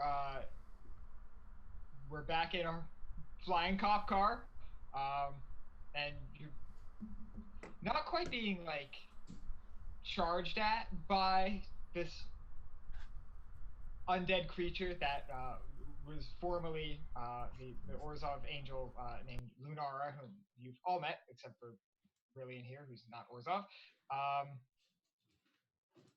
But there seems to be like just the faintest little like spark of recognition. Like the angel just seems to like barely hesitate and slow down as it seems to be aware of your presence, but that doesn't last very long. So I'm gonna have to ask everyone to roll initiative. Oh my god, okay. Oh, that's so bad. Sorry. Fuck you, Matt. Your He's pilot rolled decently well, so hopefully I can get us away. Oh no. That wig, though. Yeah. Zan got a 6. All right. Zen got a 7. Yeah. Yeah. Son, what'd you get? Natural 20. Yep. All right. All right. 20 plus 9. Woohoo! Good roll. Yeah, nice. That alert feat. Yeah, shit. Mm-hmm. Really, what'd you get? I got a 18, which now feels inadequate. But You're welcome. We can't all roll 29s. Asimov, what about you? My DM Matt got me a new set of dice, and I got a 1. Yeah. Ooh. It's a 3 with my bonus, but it's a critical fail. well, you All can't right. crit fail initiative, right? And August, what about you? 10. 10. Right. All right. We're peppered around.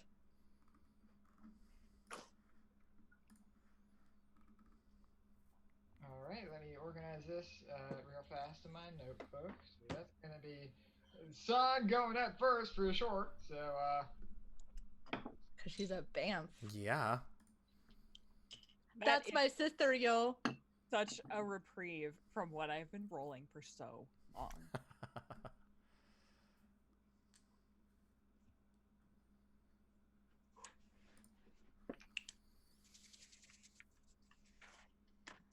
What are you doing, my sister?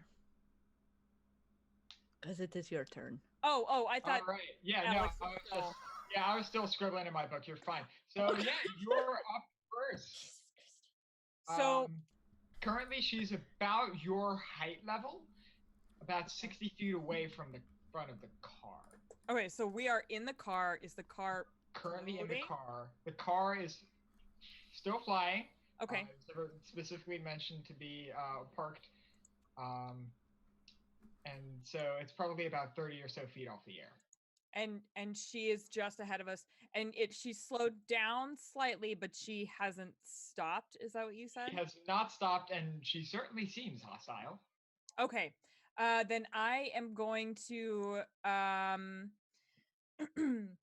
I think that I am going to and how far in front of us did you say she was? How many feet? About 60. Oh, I don't know how that work. Okay, I'm gonna just take one of my darts then. Sure. And attempt. I'm gonna like lean out the window and attempt to fling All one of my right. darts at her. I guess. Pew. Okay. Oh, I'm gonna be such a bastard. What are the range on darts? Shit. I think it's 2060, I believe. Yeah. Oof. So it's So you'll be rolling a disadvantage because this is the far end of the darts range. I'm sorry. No. I am now seeing that exists there. If you would like to not throw darts, you're welcome to not do that if that changes your mind about anything. I think I actually don't think I have another option unless I want. You to said we're 30 feet up, right? Yeah, you're about 30 feet off the air. Off the air or off the ground? Off the ground, sorry. Off the Okay. air. I was just curious. So glad I like didn't catch that at all. I was like, totally. We need to be taken off the air. Is there a chance for docking? Not to metagame, Stop but it. if you wanted to hold an action until you became into range. Yeah, I think that's what I'm gonna do. But I also actually just upon seeing her, I might just spend a key point and do patient defense. I like that. Okay. Do you want to hold an action as well?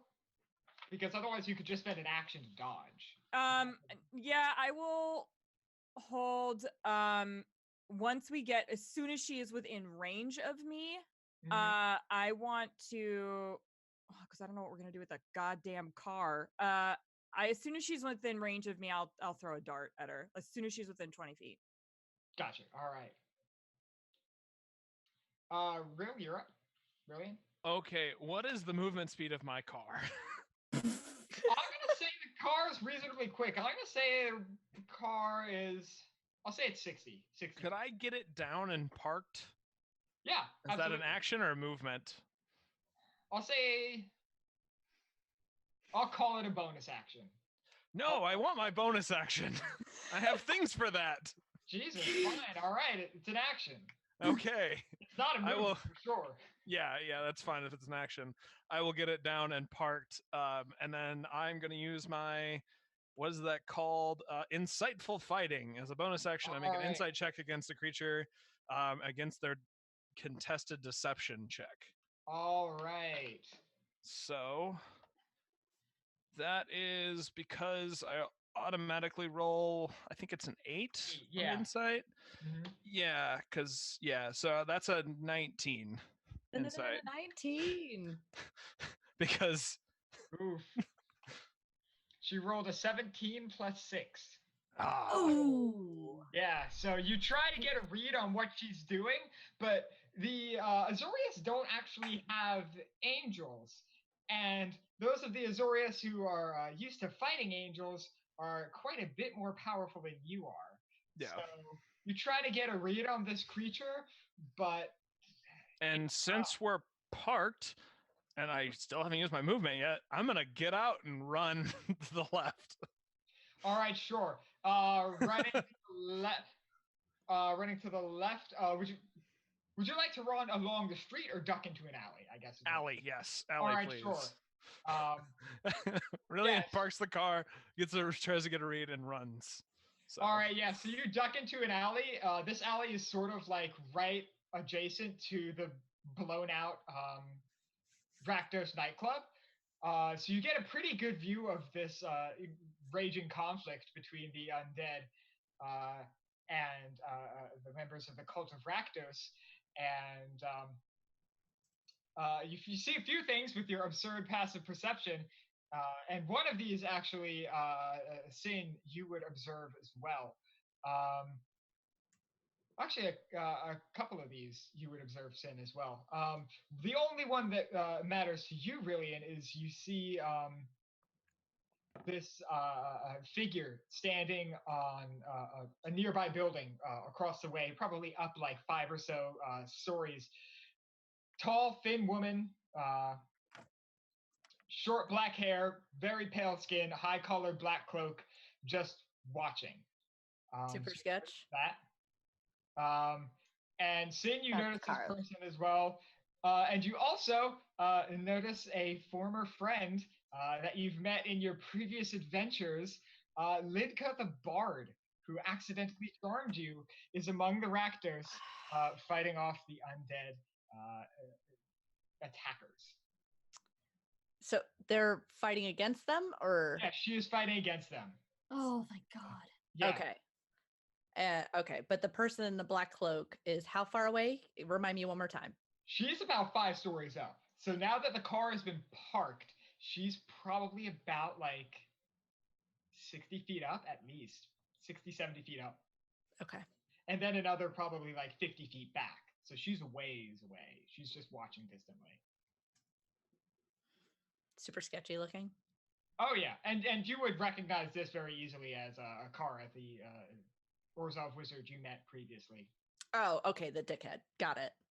Yeah, that one. Listen. My memory's not so good, okay? I'm sorry. All right, so it is now the angel's turn. Where did I put my pen? All right, so now that you've all landed, you're actually just on the edge of her movement, so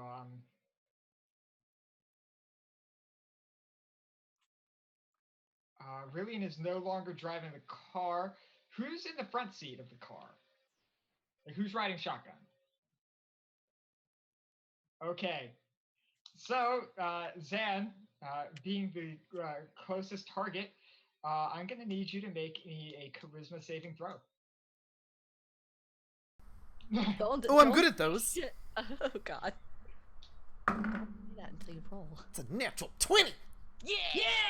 27. Nice. I would have really liked that on one of my attacks here in a minute, but I'll take it now. All You right. want it now? So Yeah. she kind of pulls her hand back and does one of these, and this sort of like chain made out of almost like smoke comes up from like the blasted out nightclub and almost seems to wrap around you, but you're able to resist it. The chain dissipates back into smoke, which sort of fades into the air, and you manage to resist the chains of obligation. Ooh. Right. Let's see. You don't put Zan in chains, especially not obligation. All right, and so I've got my own obligation, thank you very now much. she's actually going to land. She'll spend. Well, no, she won't land. She'll be 20 feet in the air. But she'll drop a bit. So she's about 20 feet in the air now, about 30 feet away. So can I? Oh, 30 feet. Yeah. That is her turn. August, you're up. Am I still in the vehicle? Yeah, you're all still in the vehicle. It was just landed. Okay. I guess I have to get out of the vehicle first.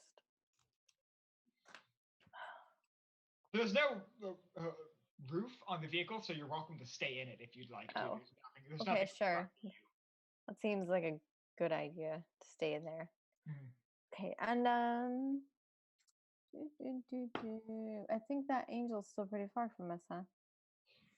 Yeah, probably all in all about 45 feet away. Less in range of us monks, though. Well, She is 20 feet in the air, though. 20 feet in the air, 30 feet back. I'm assuming that's 45 feet on the right triangle.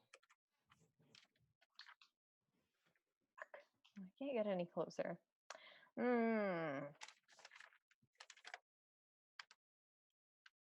I will hold my turn. I want to hold.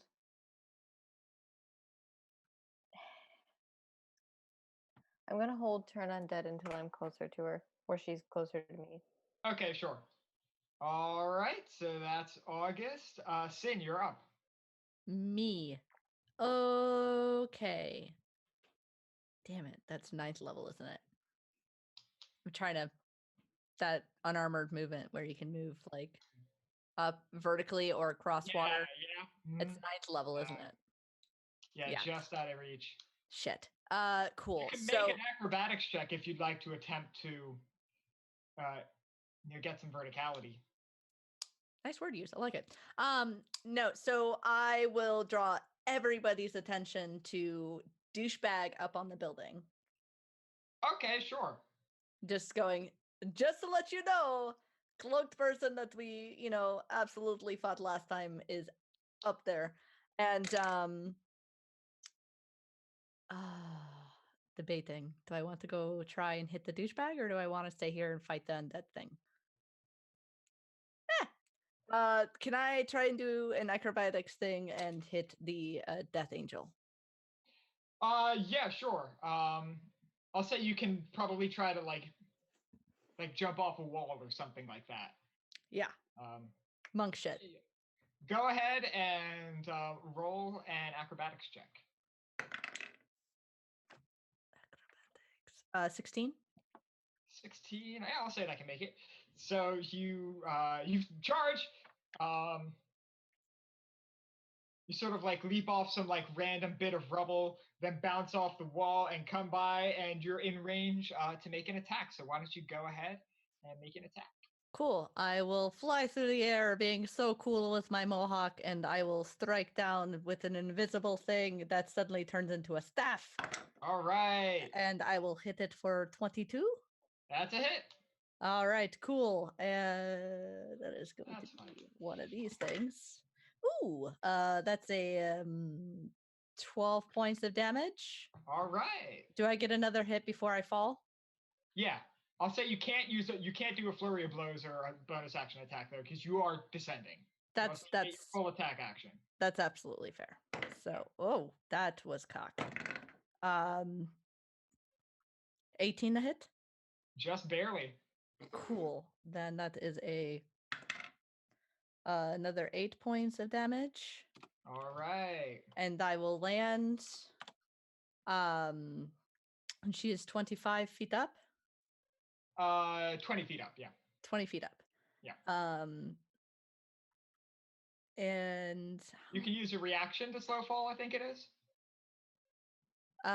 Yes. Wait. All right. Yes. You can use your reaction when you fall to reduce any falling damage you take by 35. Okay, sure. So yeah, you land, no problem. Perfect 3-point landing. And I was wondering if, because I did an attack, could I spend whatever amount of key points it takes to use Water Whip? Can you read me out what Water Whip says? Yes, so it is a range of 30 feet. Mhm. It deals 3d10 bludgeoning damage. They have to make a dex save of 13. And I want to say, isn't there? Is that an action, or a bonus action, or part of an attack? It's a one. It says action type 1 action. Okay. Then yeah, you use your action already to make your 2 staff attacks. Got it. So I will just spend a key point and patient defense then. All right, sure thing. Cool. So when you hit the angel, you actually notice her skin is like, it's almost like a little bit like dried out and dusty or like flaky. So like you hit it and like for a second, like her skin actually like separates off from her body in those like dusty flakes, but they actually just like straight back on. It's a bit concerning. And you notice that her wings, where her feathers used to be very stark white, they're now all black, and she seems to keep losing feathers, but not elevation. Never runs out. Like feathers continually fall from her wings, but she never has any decreased quantity of feathers on her wings. It's a bit of an effect for sure. So that was Sin.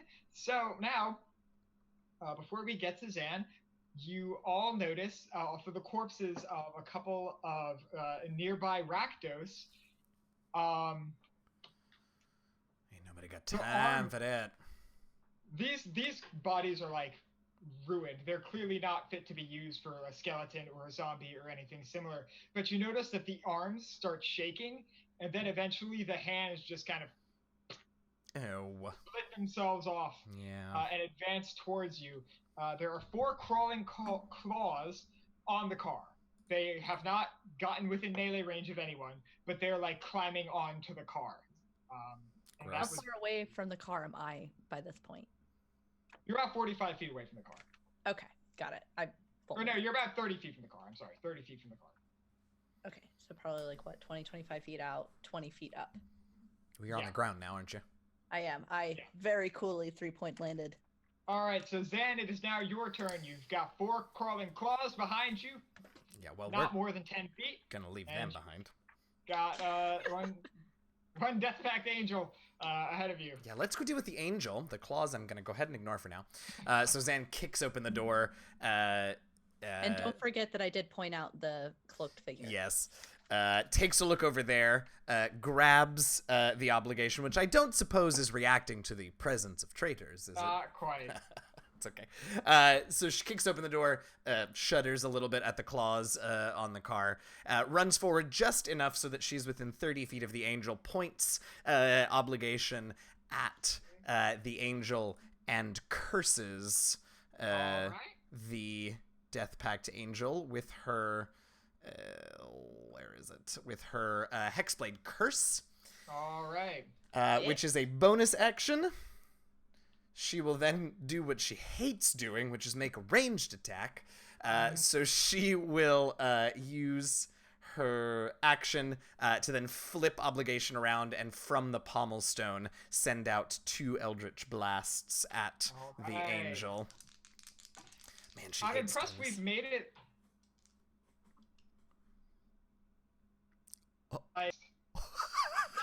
Oh god, Alex just stopped. I'm impressed we made it. Wait. Did I freeze? You did, right? I'm impressed we've made it, and then we lost you, and it was amazing. We were all so Oh, enwrapped. Yeah, we were like, I was about to start singing. No. Looks like we. No, I was just saying I'm impressed we've made it to session number, I think this is 5 or 6, before you've used Eldritch Blast.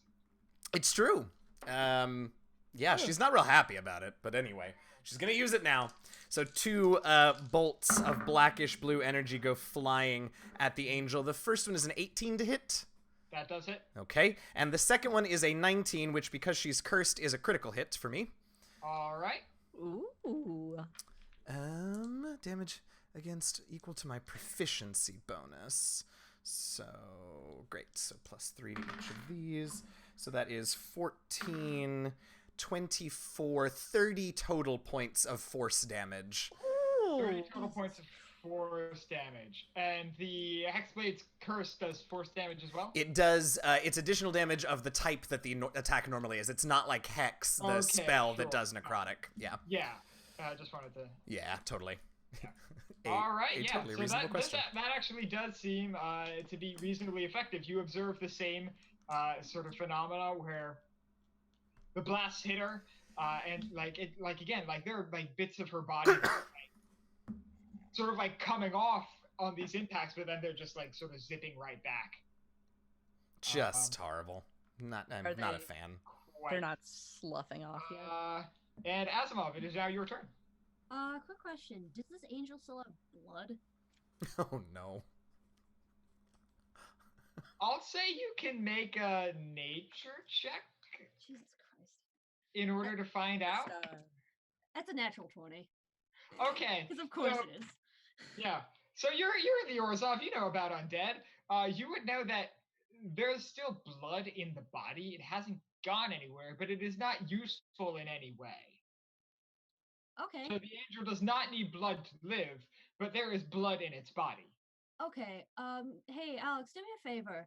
Have your angel make a Constitution saving throw because I'm gonna pull the hemophilia scroll out. All right. And I swear to God, if she does really well on this, I'm so upset. That's a 1. Yes. Okay. All right. So pretty much Asimov kind of pulls the scroll out, and on one side there is it seems like it is constantly dripping like a red liquid. So essentially the angel, the blood, even though it doesn't do anything, it can't clot, so it takes an additional 1d6 from any attack that does piercing or slashing damage for the next 10 rounds. And every time it becomes your turn, you can take another saving throw. Got you. Yes, for the first time, I remember that thing happens. All right. So, Song, we are back to you. I clenched so hard just hoping that you weren't going to say she chooses to save because she's got a legendary resistance. Oh, she probably still does. I clenched Yeah, real maybe hard because I don't really wanted remind that the to work. DM about that? No! But I just wanted this to work so bad. It is a very cool spell. You stroking your little hair is just giving me a little bit of life the more you do it.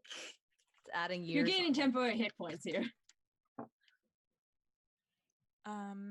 Question. Sure. So, is she within 20 feet yet? Can I throw my dart, or is she still? Yeah, she's not within 20 feet. She's probably about 45 feet away from you. All right. Okay, all right. But up in the air, right? Like 20 feet off the air, about 30 feet back. 45 feet total. okay. Can she use me to like jump off of? Well, I'm going to run over directly underneath her and reach my hand up and say something in primordial and try to water whip her down. All right, go ahead.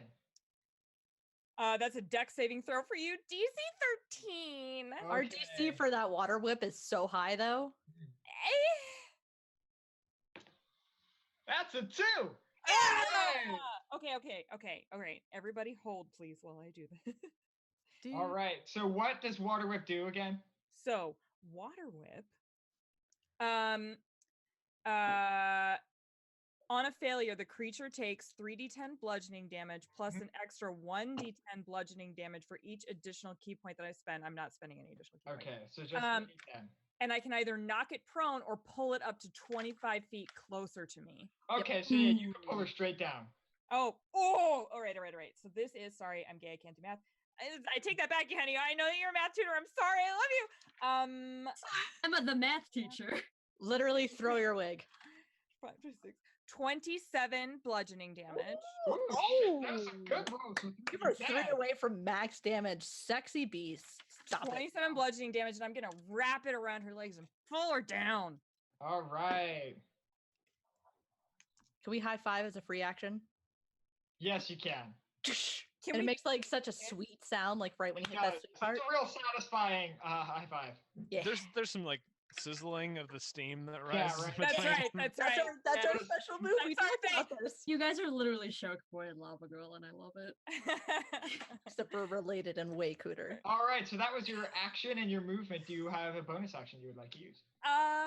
You know what? That's a really great question. Can I make an unarmed strike against her? Can I just bop her in the leg? Let me. Would you take it? I clicked on bonus action, and that's what it says. Yeah, I just need to read Monk Martial Arts real fast. I think you can, Give but her I a just. little boop. Only if you use, because you're thinking of unearned when you use the attack Use action. the attack action. Does Oh. count as the attack action or no? No, it's I think it's a spell, isn't it? Yeah, but it's an action. It's considered an unarmed strike. Oh, it's considered an unarmed strike. Then yeah, you can take the attack action then. Okay. Or take the bonus action rather. I apologize. No, it's okay. I got you. I mean, clearly I don't follow rules or understand the game. So, all right. Rules are overrated. Oh, I don't think it's gonna. 15 does 15 hit. 15 does not hit. So you go in for a punch, and she just sort of catches your hand. Right as you do. All right. Cool. All right. Hang on. When you hold an action for a certain condition, does your turn automatically trigger then when that happens? If you hold an action, yeah. Okay, because you spend your reaction to use. Because I was gonna say, Yeah. then I think it's Sam's turn because she was holding her. Oh no, action. it's not her turn. She just gets the action. Yeah. Oh, Okay, do yeah. I get to throw my dart as soon as she's at me though? Well, no, because it got to your turn first. Whatever. No, I'm talking about how August said he was gonna hold his Yeah. action. Yeah, you're right. So yeah, you can use your reaction to go cast a turn undead then. Okay, good. What's your save on that? Thank you, Sam. 15. 15. All right. Thank you, Sam. That's a 15 wisdom. Yeah. Well, no, it's just I don't know. Yes, Thank wisdom. you, Yes. Sam. Thank 15 you. It wisdom. hasn't worked Alright. yet. No, but still, like the fact that you actually are doing Alright. this. So that was a 10 plus 5. So she No. barely saved. Mm-hmm. I call. Fine. On a Can't side win. note, I don't know. you notice the crawling claws rattle a little bit, but they're unturned. Ah. Crawling claws have turn resistance. All right. So that was your reaction. Now we're out to Real. Yeah. So San is within 5 feet of the angel, correct? Yes. Okay. Actually, I'm So pretty sure Sun and Sin are now both. Sana and Sin both. And I can use my movement to get up within 30 feet because it's at the ground now. Yeah. So Rillian is gonna like duck out, pull out a hand crossbow, aim it at it, launch. That is a 16 plus 6, so 22. That is a hit. Okay, so that is piercing damage. So that's Mm-hmm. 5d6 because I'm using sneak attack. Okay. Ooh. So that is 22 plus. That is 25 plus another 4 because of the hemorrhage or the hemophilia or whatever. It's an extra d6. Yeah, I rolled that. So Okay, cool. So that is a total of 20 30 piercing damage Okay. on the first one. And then as the fire, like the arrow goes out of the first one, it almost looks like another arrow directly follows that from somewhere. And that's a 23. That does hit as well. So that is 5 piercing damage plus another 6 psychic damage. Got you. Sexy. Oh shit. Sorry. So. All right, putting in work. Rogues. I love rogues. Rogues indeed. All right. So it is now Lunara's turn. She is going to make one attack with her scythe against each Sin and Sun, since they're in melee range. All right, so that's a 17 plus 9 against Sin. No, absolutely not. 26 is not going to hit. 14 plus 9 against Sun. So you will both take 9 slashing damage and 27 necrotic damage. Oh! I'm sorry. I'm sorry, what? So really quickly, 36? I am going to need to add this on my calculator. What was that? 9 slashing damage and 27 necrotic damage. So 36 total. Damage. Yeah, 36 total. Cool. That's really. And she will. Wait, no, she has to roll a disadvantage against me. I took patient defense. Oh, true. Let's see. I rolled like a something against you. I don't know. You rolled a 19 something. 17 plus 9, something like that. Yeah, that's what it was. 17 plus 9. That's an 18 plus 9. So shit the bed. All right, so 36 points of damage. Yes. And she will use her movement to moving out of melee with us.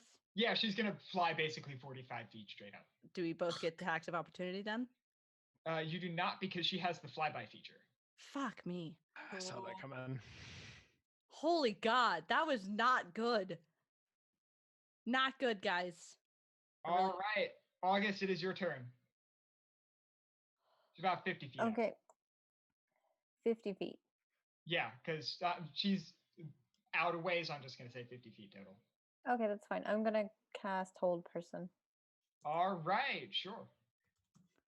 Let me look something up real fast. Sam literally just takes all my turns. He's just like, well, I kind of think I know what I'm doing. And I'm like, yeah, you're gonna do better than I am anyway. So Hold Person has to target a humanoid, and she's undead. Oh, really? Yeah. Yeah, there's Hold Monster, which sort of is the next level of that, but okay. Well, fuck. I don't know what to do then. Sorry. I am mortified right now. Let's see. No, that won't do any good. I don't know, guys. Can we say we purchased 70 healing potions? Yeah, really. Throw gold at her. Not quite. we hit the drive-through healing potion stand on our way. We absolutely. You guys got paid a bunch of money, and you didn't buy healing potions. You mean we got paid bunch of That's money because- 2 seconds before we entered into this fight? No, like weeks ago for your other jobs. But we do. I wasn't have, here a couple weeks ago. We have 2 clerics.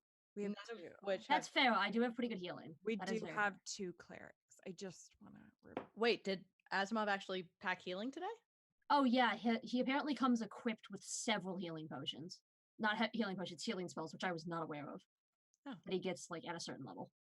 Nice. Sam? No. I need help. I need help. Hurt with it. being a Just hurt it. cleric. We're hurt. Just hurt it. I don't know how to heal hurt us. it. You could also you could heal. I could heal you, but all I have. But that's August. All you have is life transference. Yeah, right? all I have is Yeah, life transference, that's which would kill not- me. will. we've I told we've you been that. over that. Well, Let's alright. see. I'm gonna. All right. No, no. Do you have sacred Fine. flame? No, Sacred no. flame it. I do, but it's 2d8. What the fuck is that It's gonna more do? than With- zero. It's Cast not it gonna damage. kill you. Cast it at a higher level. She can. It's a I can cantrip. only- It's a cantrip. I You can't can't, cast it's at a high cantrip. level. Yeah. Okay, It guys. We'd like to point out that the levels of spellcasting. Fine. Okay. Sid and I are down to like 3 hit points. We're like, Yeah. Okay. Damn. Okay. Let's do something. Oh my god. Can everybody shut for a second? Let me cast this. Channel August. Well, Fine. August is like trying to figure out what to do. I'm gonna yell, August, do your Wait, damage. I got it. She's got it. No, I'm going to cast life transference. It's Okay. fine. Well, now you can heal August. It's fine. yeah, it's great. Yeah, it'll be great. We'll just make a circle Frankly, of healing. the as amount we of do healing that damage. August does with life transference is probably more than any It other healing It spell is- of that it is level. really good. Okay, 4d8 necrotic damage for me. So Yikes. much. It's fine. Fuck, it's so much. 1, 2, 3, 4. I feel like this is some blood hunter stuff. It is 15 Okay. necrotic damage for me. So Which that's isn't as much as I thought. 30. And they get twice the hit points back, so 30 hit Okay. points back. We both. Well, one Which person does. one? Sorry. Who's closest to me? we're both and- the same distance. they're both about the same distance. Okay. Who do you can like only more? have One person. What's up? Don't phrase it like that. Who do you like more, mom or dad? Now, even though you were joking, it's gonna sound like I have a preference. It's gonna be San. I rolled a Wait, I don't know if you said Sin or if you said San. San. Oh, me? San. Yes. Sin. Oh San. my god, I thought you were gonna pick Sin. Sorry. It's cool. I just rolled for it. San, avenge me. All right, Sin, you are up. Okay. I'm up. You're up. Let's see. The Ooh. 3 hit point wonder is going to, because I don't have to spend key points to do this, because it's technically a cantrip for me. I'm gonna cast Firebolt Sure, go right ahead. at the. It has a 120-foot range. Yeah. Can I cast it at the cloaked person? Sure, go ahead. The jackass, right? Yeah, the Kara, person. Yeah, I'm gonna do that. So it's not gonna be great. It's 11. All right. So you conjure up your firebolt and you launch it straight at the illusionary form of Kara Dotsk. Well, at least we It- found that out. You found that out, and now Zan knows why her sword isn't doing anything fun. There we go. She's fake. Fake ass bitch. Who's And mad? can I still spend a key point to go into patient defense or no? I think so, yeah. Okay, because I can't do anything else, and I Yeah. don't really want to, because That's entirely fair. yeah. So patient defense. So if you try to hit me again, please do it at disadvantage and do it better. Got you. I will try to be better at being bad. Thank you. So that was Sin. The crawling claws are gonna go All now. right. All right.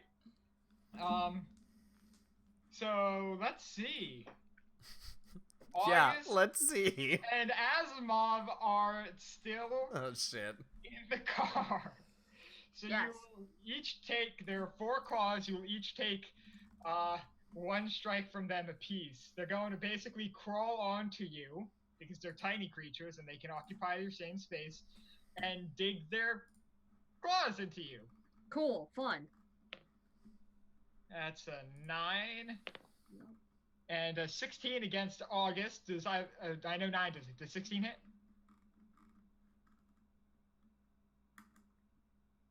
It hits. All right. My AC is 16, so Okay. I'll roll my. I assume it goes in your favor. All right, and neither one hits Asimov. So August, you take 1 whole piercing damage. I was like bracing myself. Oh, I was like, wow, I'm ready to die to these tiny little hands. Imagine like a regular person's vice grip on your shoulder. That's basically what it is. There you go. Except it's disgusting. Right.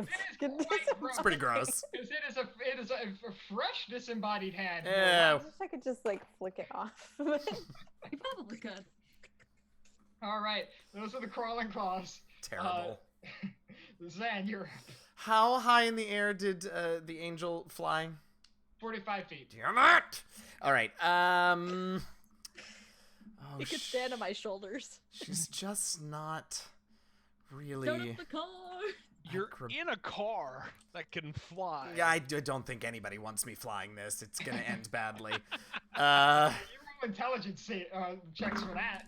Yeah. An intelligence save? Is it gonna zap her? Nobody wants. I mean, my intelligence isn't terrible, but all right.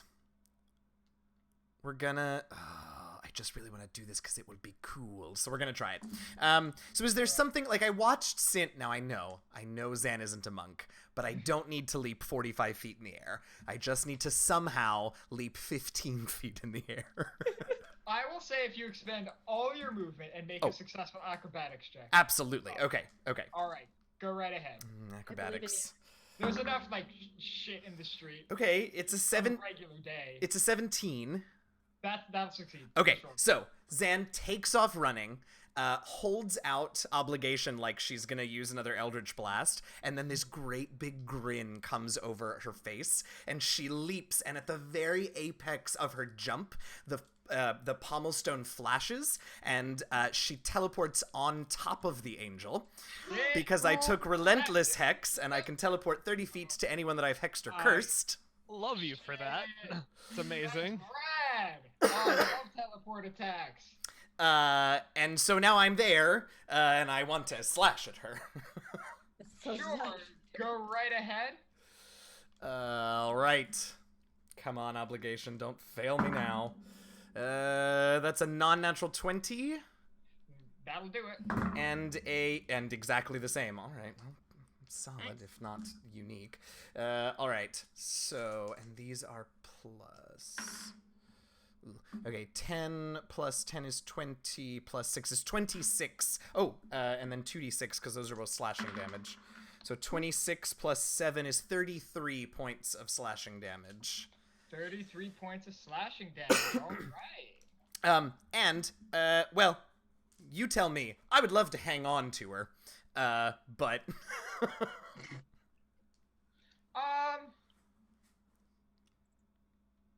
Go ahead and roll. You can say no, it's okay. Roll This feels dex Great savvy to dex me. check. Dex? Dex Okay, check. I was expecting an I can athletics, say which is it- not great. This is attempting to Totally. do something, but it's not Totally. attempting to do anything. I'll say dex check. Yeah, all right. Yeah. This die is on fire. Y'all, you know why this is? Because the last 2 games I've played on stream, I've had to be on Roll20 and haven't rolled above a 10 in 6 hours of playing. So, You were due. All right. All right, so that was Zan. Let's see, Asimov, you are up. Okay, I'm not gonna be able to do as much as Sam, but who actually has been damaged besides Sin, San, and Sam? Is it just you? Yes, those just- 3. Sin Okay. is Sin is the one horribly who's hurting. damaged. Yeah. Okay. Sin is so damaged. So I'm going to cast Prayer of More Healing. ways than one. I'm going to cast Prayer of Healing at 3rd level. Prayer of Healing requires 10 minutes. Yep. To cast. That is completely fine. 10 so minutes? You're gonna take 100 Actually, rounds hang to on, cast what Prayer is of the one Healing. that wait, hang on. No, I'm looking at the wrong one. Oh, okay, sorry. So I'm gonna cast out Healing Wood if I can speak. Mass Healing Word? Okay. That's a bonus action. Yeah. So I'm gonna target Sin, Sun, and August. Alright. And hang on a second. I'm gonna actually cast it at 4th level, so you guys can get more than 1d4 because I'm gonna feel bad.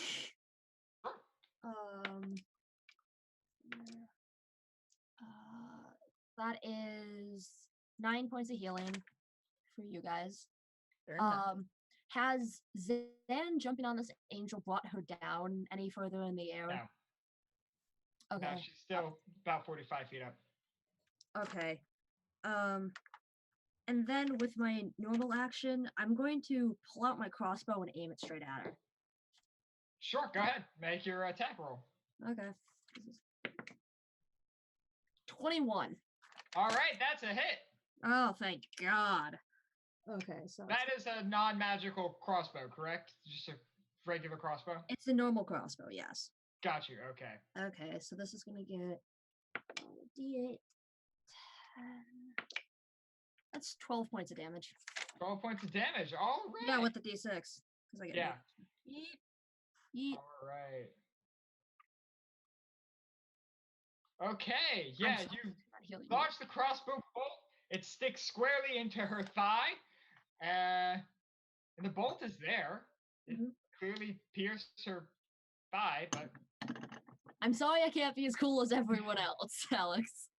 I mean, you made a hit, and also crossbows are a criminally underused weapon. so I Also, think that hemophilia spell is really helping out. yeah, that is Yeah. actually. You Yeah. guys still have like 7 more rounds with it. Yeah, she's gonna make some saves, but yeah. Let's see. So that was Asimov. So we're back up to the sun. Okay. This is very challenging as a monk. I guess I could also try to. She's how many feet in the air did you say? 45. 4. I know, right? Crikey. I'm not gonna try to. She's not near any buildings or anything, right? She's We're like pretty much in the middle of the street. You can attempt to make an acrobatics check to get up to her to make an attack action, but you can't do like a full flurry of blows or anything. Yeah, I mean, I guess I will go ahead and try that. I will try to like use my sister to try to like get up to her. We've to- absolutely. I will say that Sin can use her reaction to help you with that to give you advantage. Oh, I'll okay. let- All I'll right. do that. Thank you. Okay, not bad. Worse. Oh no. 21. That'll Oh. definitely get you up there. Yeah. with Okay. your I'm monk gonna speed and your sister's assistance. Okay, I'm gonna grab onto her and punch her in the face. All right. Or do you want to attempt to latch onto her as well, like Xan is? Yes, I would like to do that. Okay. Roll a dex check. Okay, just a straight check. Straight check. It's a 1. Oh You fall. Fortunately, you have slow fall. Otherwise, you would likely be severely penalized for that. But you do have slow fall. Cool. Can I punch her before I leave? Can I do something on my way down? Or am I just like bouncing up and be like, hey, what's Well, up? And then falling. You made an attack already, right? One attack. no. Not yet. Not yet, no. Oh yeah, you can make 2 attacks. You can complete a full attack action. Okay. Perhaps with I balance. thought you were just yeah. You can make a full attack action, Okay, great. And then I will fall. and then you will fall. Perhaps with balance. Yeah. Oh, That's- absolutely. Okay. Ow, mother. Yeah, that's a 23 to hit. That'll hit. Okay. Oh, yes. All right. That is 11. What kind of damage? 11 bludgeoning damage.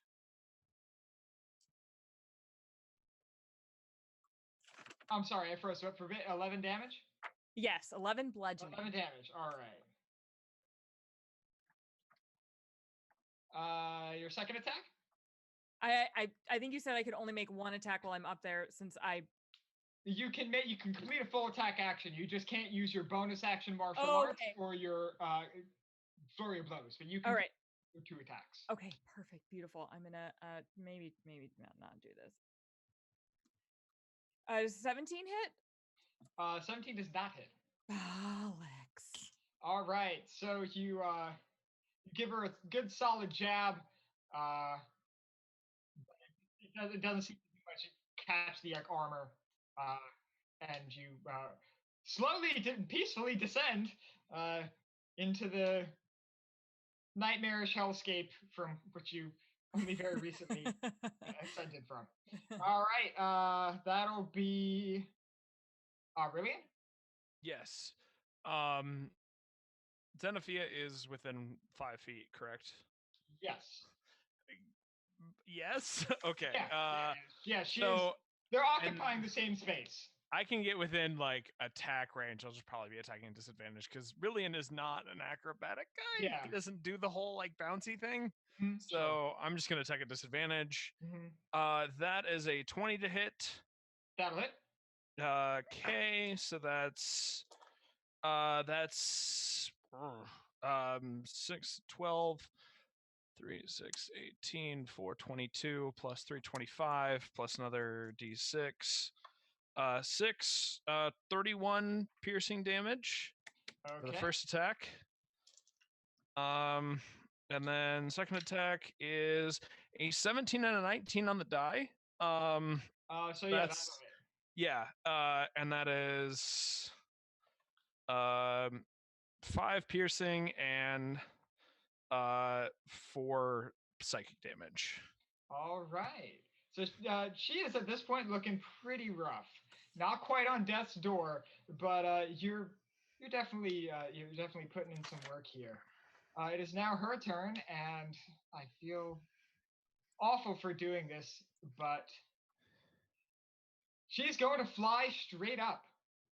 Oh, I thought she was coming at me. And I Fly was like, straight up. She is going to make a multi-attack using her scythe and then a shove. Yep. I'm so sorry. No, I knew when I grabbed her. Okay. So the scythe attack. 9 plus 9, so that's 18. Yeah, it does hit. So let's see, that's 36 points of damage, 9 slashing, 27 necrotic. All right, it's all right. does she just have a base like damage? Yeah, I use standard damage for monsters typically. Okay. And can you roll me an athletics check? I most. Yes, you ready? I don't know about that. Let's keep using this gold die. Well, I rolled a 19, which means it's an 18. Oh my god, she rolled a 16 plus 3. No! So she's going to shove you out of her space. And she was at 45 feet and she ascended 90 feet, so she's at about 130 feet. Okay. Let me look up fall damage real fast. It's a d6 per 10 feet, maximum 20 d6. Can you roll me 13 d6, please? I can. Am I gonna hit the ground within these 6 seconds of this turn? Because I'm next, and so. I wanna break her fall. I don't. Math I do. Physics I do not. So. I really do think you would. That's fine. Sin is next. Is there any way she can break a fall? 9, 15. So. Like anything. How many right d6 there, did can you say? we, I'm sorry. Can I use my reaction? Can we So here, Sin, you already expended a reaction to help Khan. But it's I'm next. Okay, here's the thing. All of the impact force that Zan would hit the ground with would be hitting you with. So all the damage that she would take, you would take if you were to attempt to catch her. Like we would have it? Like you would have to take that damage because No, she would. I'm trying to save a life. It's okay. How many d6, Alex? 13. Okay. There's 130. Is it It's fine. possible? Is it a thing in D&D 5e that you can like insert yourself in the action if someone is willing to switch in the order with you? No. No. Not typically, no. Okay. If So I anyone ha- has a reaction they would like to use, they can use a reaction, but otherwise, this is... She's- I spent Uh, mine on San, but San's got one, and she's right next to me. Because I have an action. She's fine. It's gonna be fine. It's gonna be fine. It's all death saves. Wait, hang on. Is this always prepared? Cool. So Zan falls. She looks very peaceful while she's doing it. And she hits the ground. You hear bones crunch, and she doesn't get up. She's not dead, but she is very unconscious. All right. How many death saves were you through? None. None. Okay, I just didn't know if you're. Jesus, fuck. All right, so the angel is currently I would- 130 feet in the air, and it's August's turn.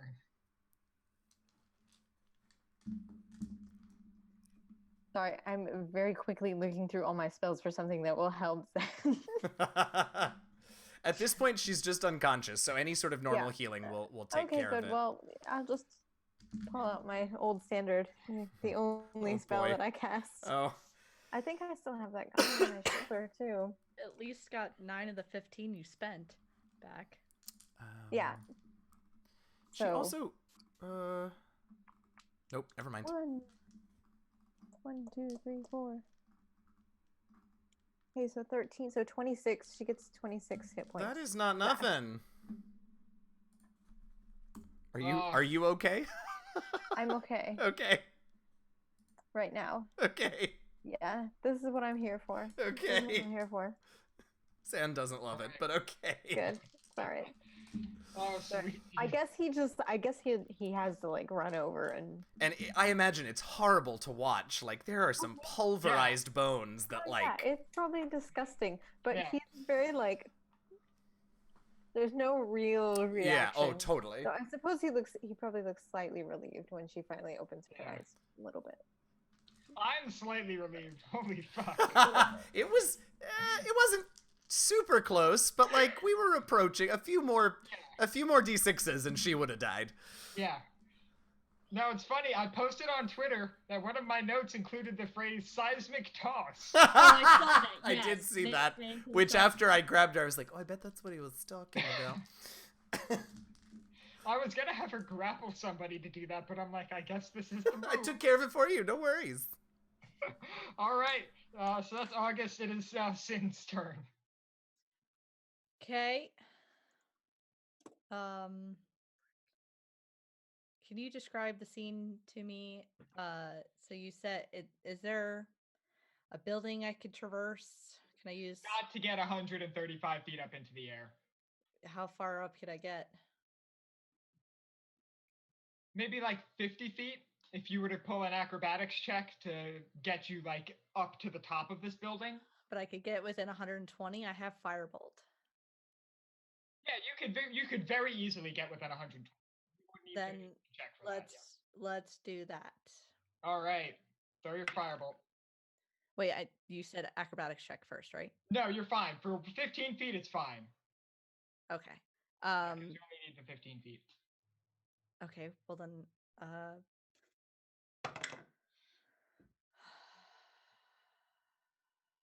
18.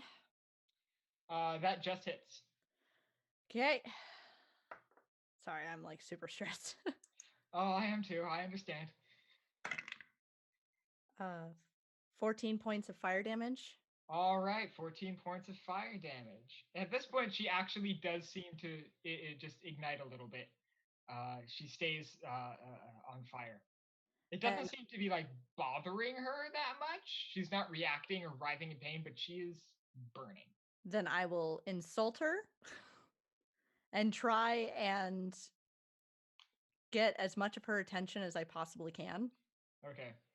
And I'll just be like, listen here, you dusty ass bitch. Why don't you mess with somebody a little bit more capable? And I will spend a key point for patient defense and wait. Okay. All right, that is Sin. Zan, it is your turn. You are currently prone. Ugh. So unfortunately, falling unconscious meant I was incapacitated, so the angel's no longer cursed, bitch. But that's okay. So Zan sort of looks up at August and looks. I assume August looks a little the worse for wear, and says, Also, for the record, when August moved, he did bring 2 crawling claws with him. "Excellent." They were on you, occupying your space. Yeah. It Okay. was just, desperate August times. does look worse for wear because there are 2 bloody hands just Gross. crawling around. We did what had to be done. Clearly. So Zan looks up and says, "Oh, dear Excellency, you shouldn't have." Oh, shit! And stabs at the claws. So she'll stab at one of the claws with obligation because she's rather startled. It's on me. Yeah. Oh dear.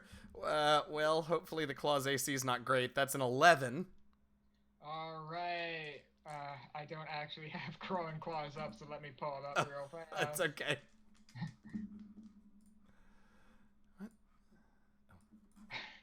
Their AC is 12. God damn it. Oh. All right, well, I'll try again.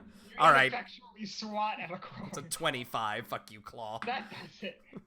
8 plus a lot. It's like, Yeah, in your rage, you just stab it straight through. yeah, great. Again, August, but you get the claw. So mad. Okay. Done with all of this shit. Yeah. Shit. Bonus actions. I don't really have any good ones left because I'm not about to hex it, that other claw. So, that'll do me. All right. Let's see. The crawling claws are now going to go. For heaven's sake. Well, there's only 1 on August right now. That's a 12, and there are 2 on Asimov. That's a 7 and a 6. So yeah, no, the claws are just kind of like scratching, swatting at you a little bit. One's getting by your face. Asimov is just kind of, but nothing's really going on with them. Asimov, it is now your turn. You're muted. How close is really into the car? Like, how much did really need to get out of the car? The was just probably about 30 feet. Probably Yeah, about- because I went 30 feet and then moved back 30 feet and then I went 30 feet forward. So yeah. Oh, Jesus. Jesus. I don't think I have anything.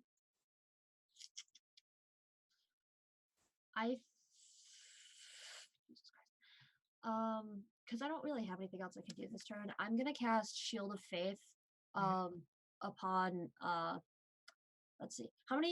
Who's worse for wear? Is it August or is it Zan? I still think it's probably still Sin. I but, bet we're, yeah, I I bet think I'm August and not- I are pretty close. Well, then I'll give it to Sin then, because I want to make sure. But is Alright. I mean August is the powerhouse of Listen, I can do this 3 more times. You guys Okay. are fine for now. So I'm gonna cast Shield of Faith upon Am I Sin. even in range 50 feet up on a building? Yeah, as long as you're within 60 feet of me. Yeah, you're fine. Or am I not on a building, Alex? No, it was just the 15 feet you needed to cover. I just assumed you jumped. Okay. Alright. Yeah, so you get a +2 to your AC. Sin, you're all good. I get a +2 to my AC? Yeah, Sweet. What is yeah. Shield of Faith is nice. It's like an actual Shield of- shield, only you don't have to worry about it because it just hangs out with you. cool? there's concentration, but yeah, it's good. Yeah, it just kind of hangs out with you. You got time. And besides, I'm at the end of the order every time anyway. You're fine.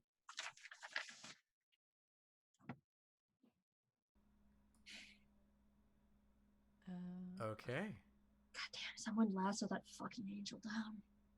All right. That was your turn as well. Yes. All right, then we're back up to the sound. I'm assuming I've noticed the crawling claws at this point. Yes, you have. Okay. I'm gonna go for them because fuck this angel.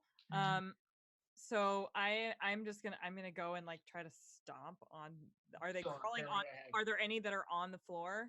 There's one on August, and there are two on Asimov. All right. Well, I'm gonna attempt to punch them or rip them off of Sure. the. All right. Well, that's a 1. So I'm gonna say that's a no. Okay. 19 plus stuff for the second attack. Sure. Okay. That'll hit for sure. Yeah, I'm gonna go ahead and use balance. So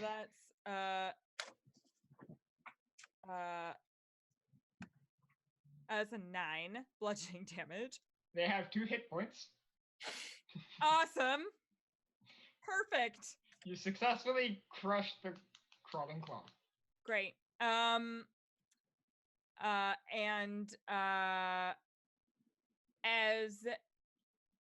a no, I guess that's it. Right? You can make it to the other. I- Asimov and August, right. they're not that far away from each other. You can make it in one movement. Okay. Then I will go ahead and run over there and attempt to hit the one that's on. Who was the further one away? Asimov. Okay. Yeah, August is now free of claws. That's 19. That'll hit, and that'll kill it because you have a modifier above 2. Awesome. That's what I do. All right. If you could use a bonus action martial arts attack to try and get the last one as well without spending a key point. Okay. Wait, no, because I the first one I missed, and then I hit again, and this was my bonus action. Oh, okay. Sorry. You're fine. These things can barely hit me anyway. No, it's fine. So. All right. So that was San. Rillian, it is your turn. The angel is 135 feet in the air. Yeah. I probably can't do anything to get within 90 feet of it. Mm-hmm. Was that a yes or a no? You could use an action. You could run to the car, use an action to drive it 60 feet. You would have an available bonus action if that is something you would like. But you would be stuck with only the people who are currently in the car. Who's in the car? Actually, nobody. Only Asimov is currently in the car. Actually, Santa's in the car now too because she just used a melee attack.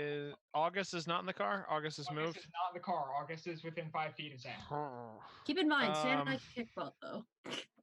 True, but I can get on top of a building, which is 50 feet up. So I would have to use my action to move the car. Yeah, that's true. Action to drive the car.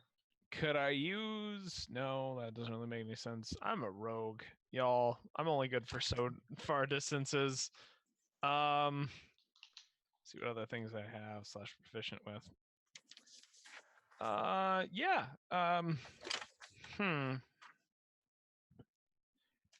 There any hands left? There's one claw left on Asimov. Okay, so I'm going to go over, get in the car, bonus action, shoot with the concealed crossbow, and then drive the car up 60 feet. So. All right, can you make an attack roll on the crawling claw? Yes. That is a 14. That'll hit.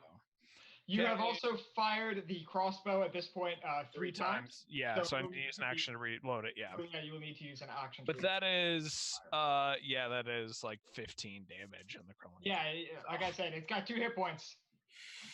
Plus 6 psychic damage just for fun. So. All right. But yeah, so I have taken San and Asimov up 60 feet. So. All right. So let's see. It is now the angel's turn, and she is going to. If he flies into the stratosphere, I'm gonna be pissed. I did try to yell so many obscenities at it. You're not in the car though, and you're not. The car is the only thing in range. So yeah, she's going to use. You're 75. You're 75 feet away. Mm-hmm. Yes. She has 90 feet of fly speed, so she's going to use 75 feet to basically fly, slam down onto the hood of car, take 2 melee attacks against you, Rillian. Okay. My AC is 15, just for FYI. Okay. Oh, That's really? a 3, so that's a miss. Yeah. And that's It a starts. 13, so that's a hit. So you'll Okay. take. I'm 9 gonna use uncanny dodge to half it. Yeah. Good idea. We love Yep. So that would be a total of 36 damage. 18. Okay. So I'm 18. looking fine. So. All 'cause right. rogues. Yeah, And I've got that's her 34. turn. She's angrily standing on the front of the car, kicking really into ass at the moment. August, you're up. The angel's about 75 feet into the air. Or 60 feet in the air. 60 feet in the air.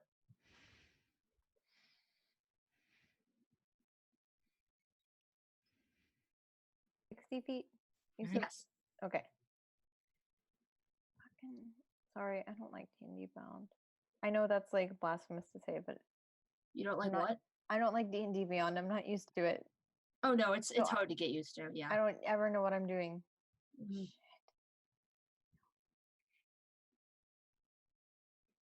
Oh yeah. The D Beyond community manager. I just don't know what I'm doing. It's So I have a physical fine. copy and an online copy. I can't do just one.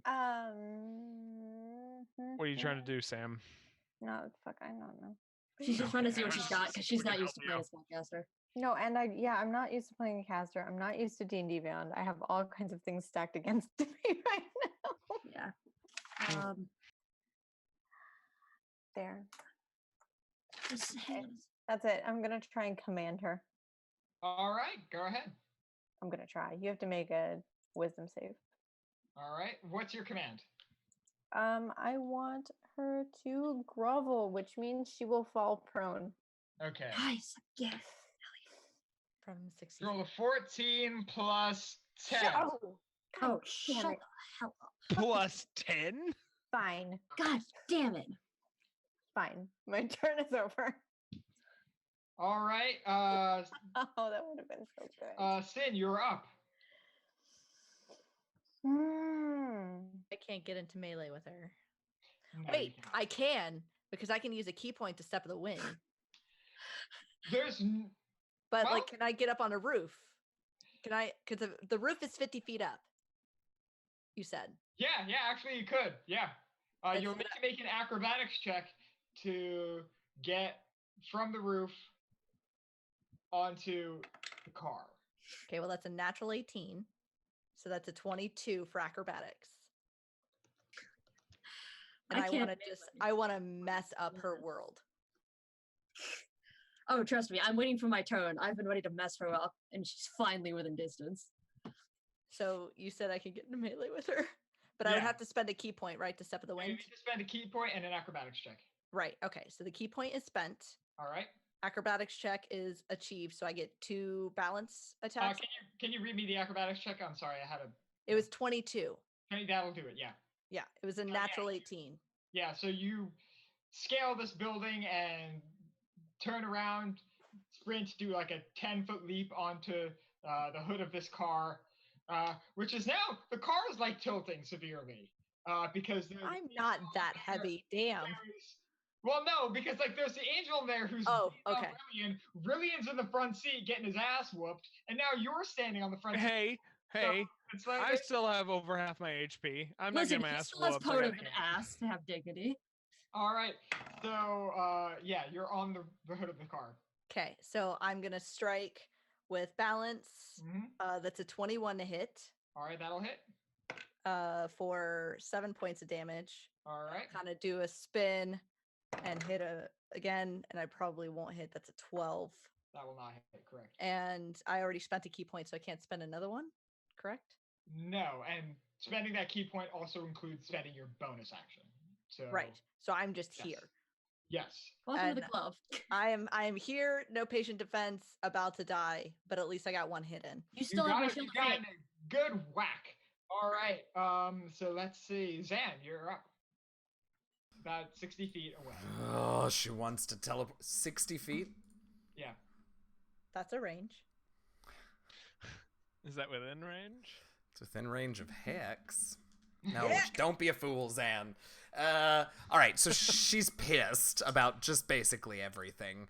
But for the moment, she is pissed but not stupid. So she's going to use the pommel to fire off a couple of Eldritch Blasts at the angel. Eldridge boy. So mad. What is my bonus? I think it's a 7. Yeah, so one of them's a 14, but the other one is a That will not hit. 26 to hit. A what? 26? Oh my god. 26? 26? Yeah. 26. Yeah. 46? It's 476. All right. So that's 9 force damage. 9 force damage. Yeah. Alright, she's looking pretty rough by this point. She's been taking a bit of a beating. You start to notice like the little bits of skin and the feathers are not reattaching to her body. So there's starting to be some like gaping holes in this sort of like very thin covering of like papery flesh. You know what? I'm going to make a little wisdom check for Zan. Well, that's a... Oh, I don't have a wisdom bonus, so that's a 9. She's going to use her bonus action to hex this individual. Sure. What attribute would you like to hex? All of them. Strength. All right. Disadvantage on strength checks. That's a Yeah. good one. All right, so that was Zan. Asimov, you're up. Oh, finally. Okay, I'm gonna cast Inflict Wounds at 3rd level. That's a touch spell. Oh wait, you're in the car. Exactly! Mhm. All right. Oh! Really, it's not dumb. Okay. Fucking that's a 16. Oh, that Oh, no. Christ. All Ugh. right.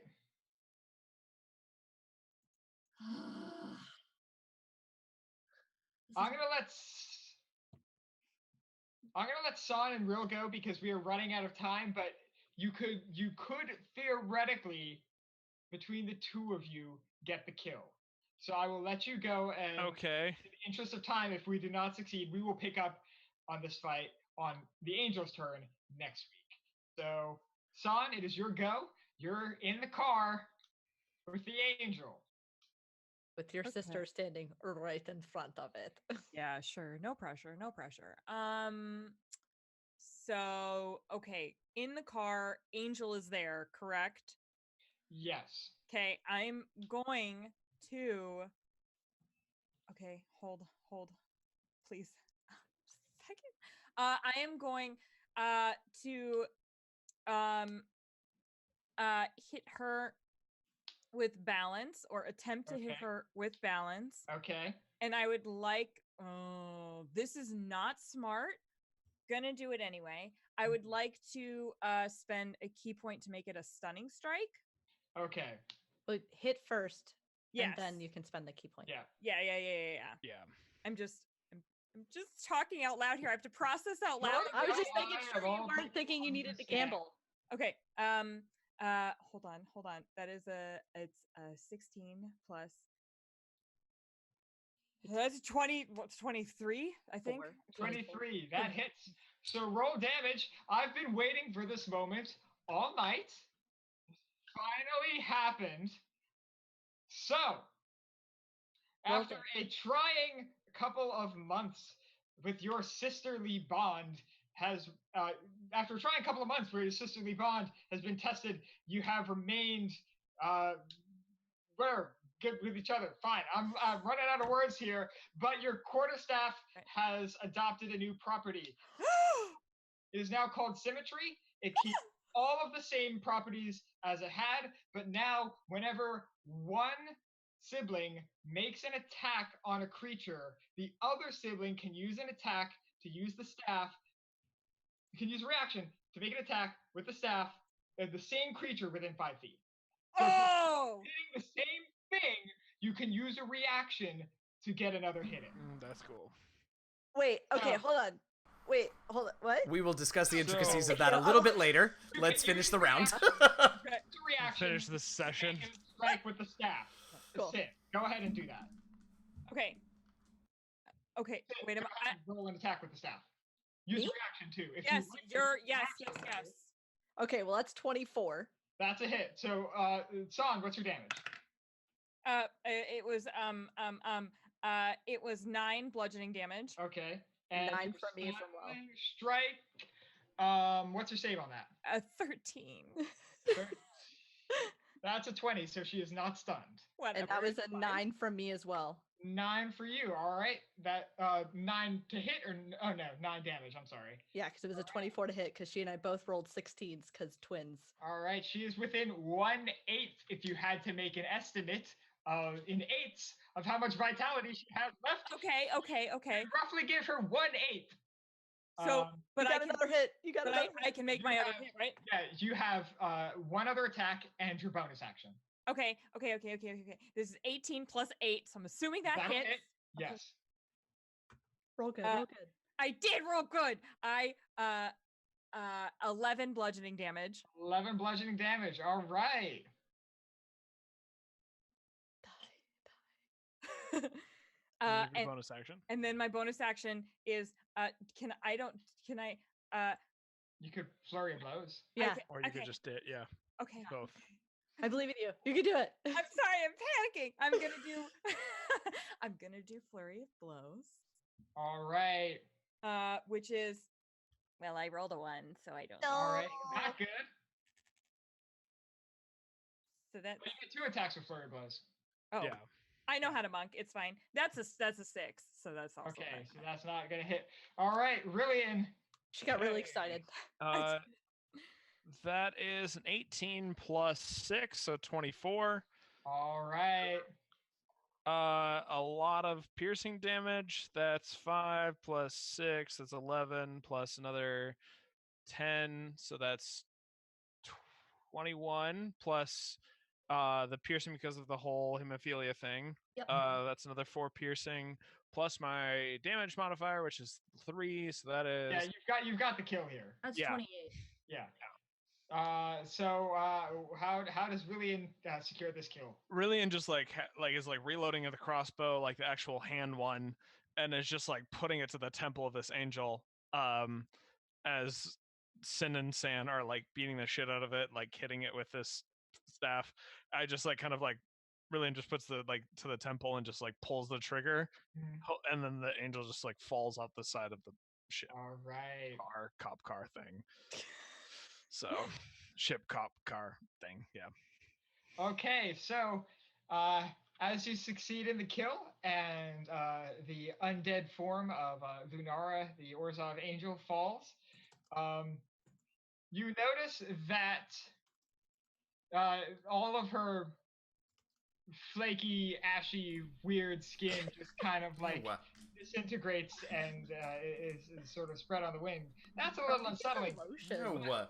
You know, maybe somewhat comfortingly, all of her black feathers fall from her wings, but they slowly become white as they drift down. Oh, that's good. And that is where we will end tonight's session. Sorry we went a bit long, guys, but I wanted to look cool. this happened. Fantastic. Thanks everybody for hanging out tonight, and thanks for those of you who are still with us. We did go a little over, but that's okay. We had to end at a properly exciting point in the evening. So thanks for hanging out or for watching the VOD if you are doing that. If you haven't already, click the little heart up at the top of the screen, or if you're watching the VOD, go over to twitch.tv/variantrolls. Click the heart so that you can follow us and be notified of all of the fun things that we've got coming up here on this amazing channel. Also, if you are able and willing and want to support us on the next level, you can either subscribe to the channel here, we appreciate that, or if you sort of want to go around Twitch and Amazon and support the channel, you can join our Patreon at patreon.com/variantrolls. We super appreciate all of you who have done that already. Makes what we do here that much more possible, so thank you so very much for those of you who have done that. Just so you all know, we'll be back next week, same time, same place, Monday night at 8 p.m. Eastern, 5 p.m. Pacific. The next show that we'll have up here on Variant Rolls is going to be on Friday at 8 p.m. It is going to be the next episode of Mad Mage Hallister's Lair. We are finishing up our community project with Dungeon of the Mad Mage as a group of intrepid adventurers goes and takes on Hallister himself in his lair at the bottom of Undermountain. So be sure to check that out Friday, 8 p.m. Eastern, 5 p.m. Pacific. Alex, shall we go around and do goodbyes? I think we should. Hi, everybody. I'm Alex. I'm your Dungeon Master. I am glad that I didn't kill anybody tonight, in spite of my best efforts. You can find me on Twitter at AxeLevelCure. You will often be able to get sneak peeks about my plans for Ravnica as I vague post about my notes, phrases like seismic toss. But yeah, that's pretty much it. That's pretty much me. Alex, what do you got? Hey everyone, I'm Alexandra Gaston. You can find me on the Twitter sphere at Crit Charisma. You can also find me on Instagram at Howdaggers as well as Twitch. Currently, I am just playing our Ravnica game, which honestly is the best and most the highlight of my week. Loved being able to play with everybody tonight, especially Taryn. I haven't played with him in a while, and I want to thank you all for coming. And I hope to see you again next week. Emma? Hello, hi. I'm Emma. You can find me at MK Hansen on Twitter. And you can mostly find me here at Variant Roles on Friday. I will be part of that Mad Mage group that Eugenio was just talking about. Come and join us. It should be a lot of fun. And on Sunday, you can find me at 12 noon Eastern as part of Goth Brunch.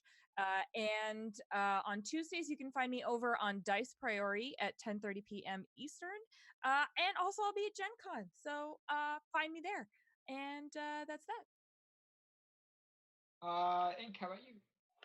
Hey, my name is Ink. You can find me on Twitter at These Dead Pens. I played Asimov, your cleric, order domain mess, whatever he is. You can also find me at Twitter running the at Curse of Lords for our podcast Curse of Lords on Twitter. We need a network at the moment, so that's a little bit of a plug. I'm very happy to be playing in this, and I'm going to be so sad when this ends because getting to look like this every week is like super great. Oh, I bet. Eugenio? Hey everybody, I'm Eugenio, also known as your friendly neighborhood Dungeon Master DM Jazzy Hands. You can follow me on Twitter at DM Jazzy Hands.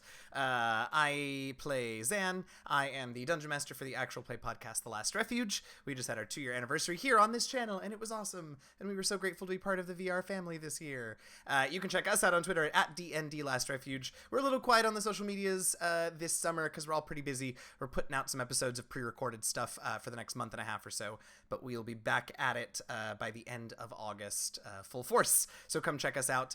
You can also find me on Fridays on Encounter Roleplay, playing in the Basilica of the Cudgel at, what time do we play? 2 p.m. Eastern on Fridays. You can find me DMing the Half-Rate Heroes on Gratuitous RP here on Twitch on Sundays at 6 p.m. Eastern, and on Monday afternoons you can find me DMing the the Brenton Files, Monsters and Myths on the Greyhawk channel, in addition to here every night with these lovely, delightful humans playing the Ravnica game.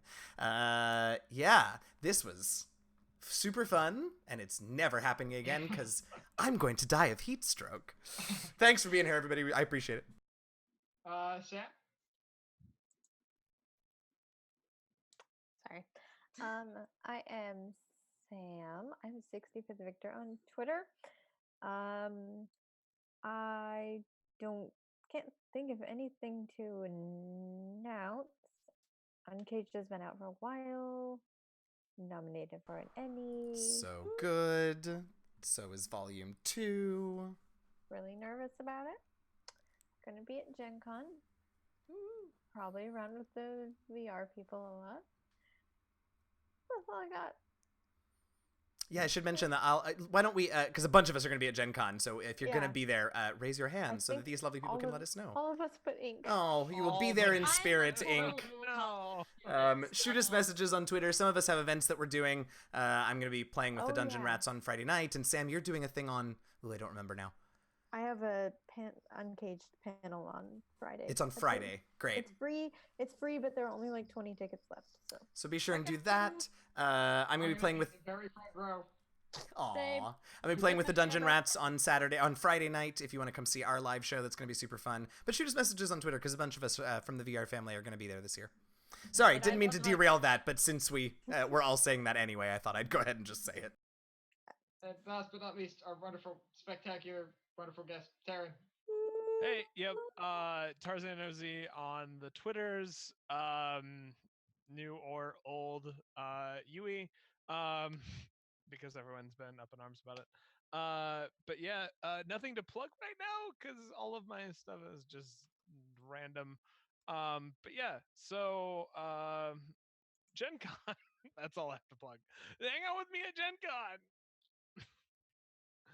I promise I won't follow Eugenio around like I did at PAX Unplugged. I didn't mind. I was didn't happy even to mind. have you around. I loved it, but it was you were the only person I knew there. I know, it's a good time. I'm significantly busier at Gen Con though with events, so I will have to leave you. Make that promise for yourself, because I personally will be stalking. I did that at PAX Unplugged. I've got that on my system, so I love All it. right. And that's everybody. Great. Thanks so much, everybody. Once again, we'll be back next Monday, 8 p.m. Eastern, 5 p.m. Pacific, but be sure and come back on Friday at that time to check out Hallister's Lair in the bottom level of Undermountain. Until then, thanks so much and happy gaming, everybody. Bye.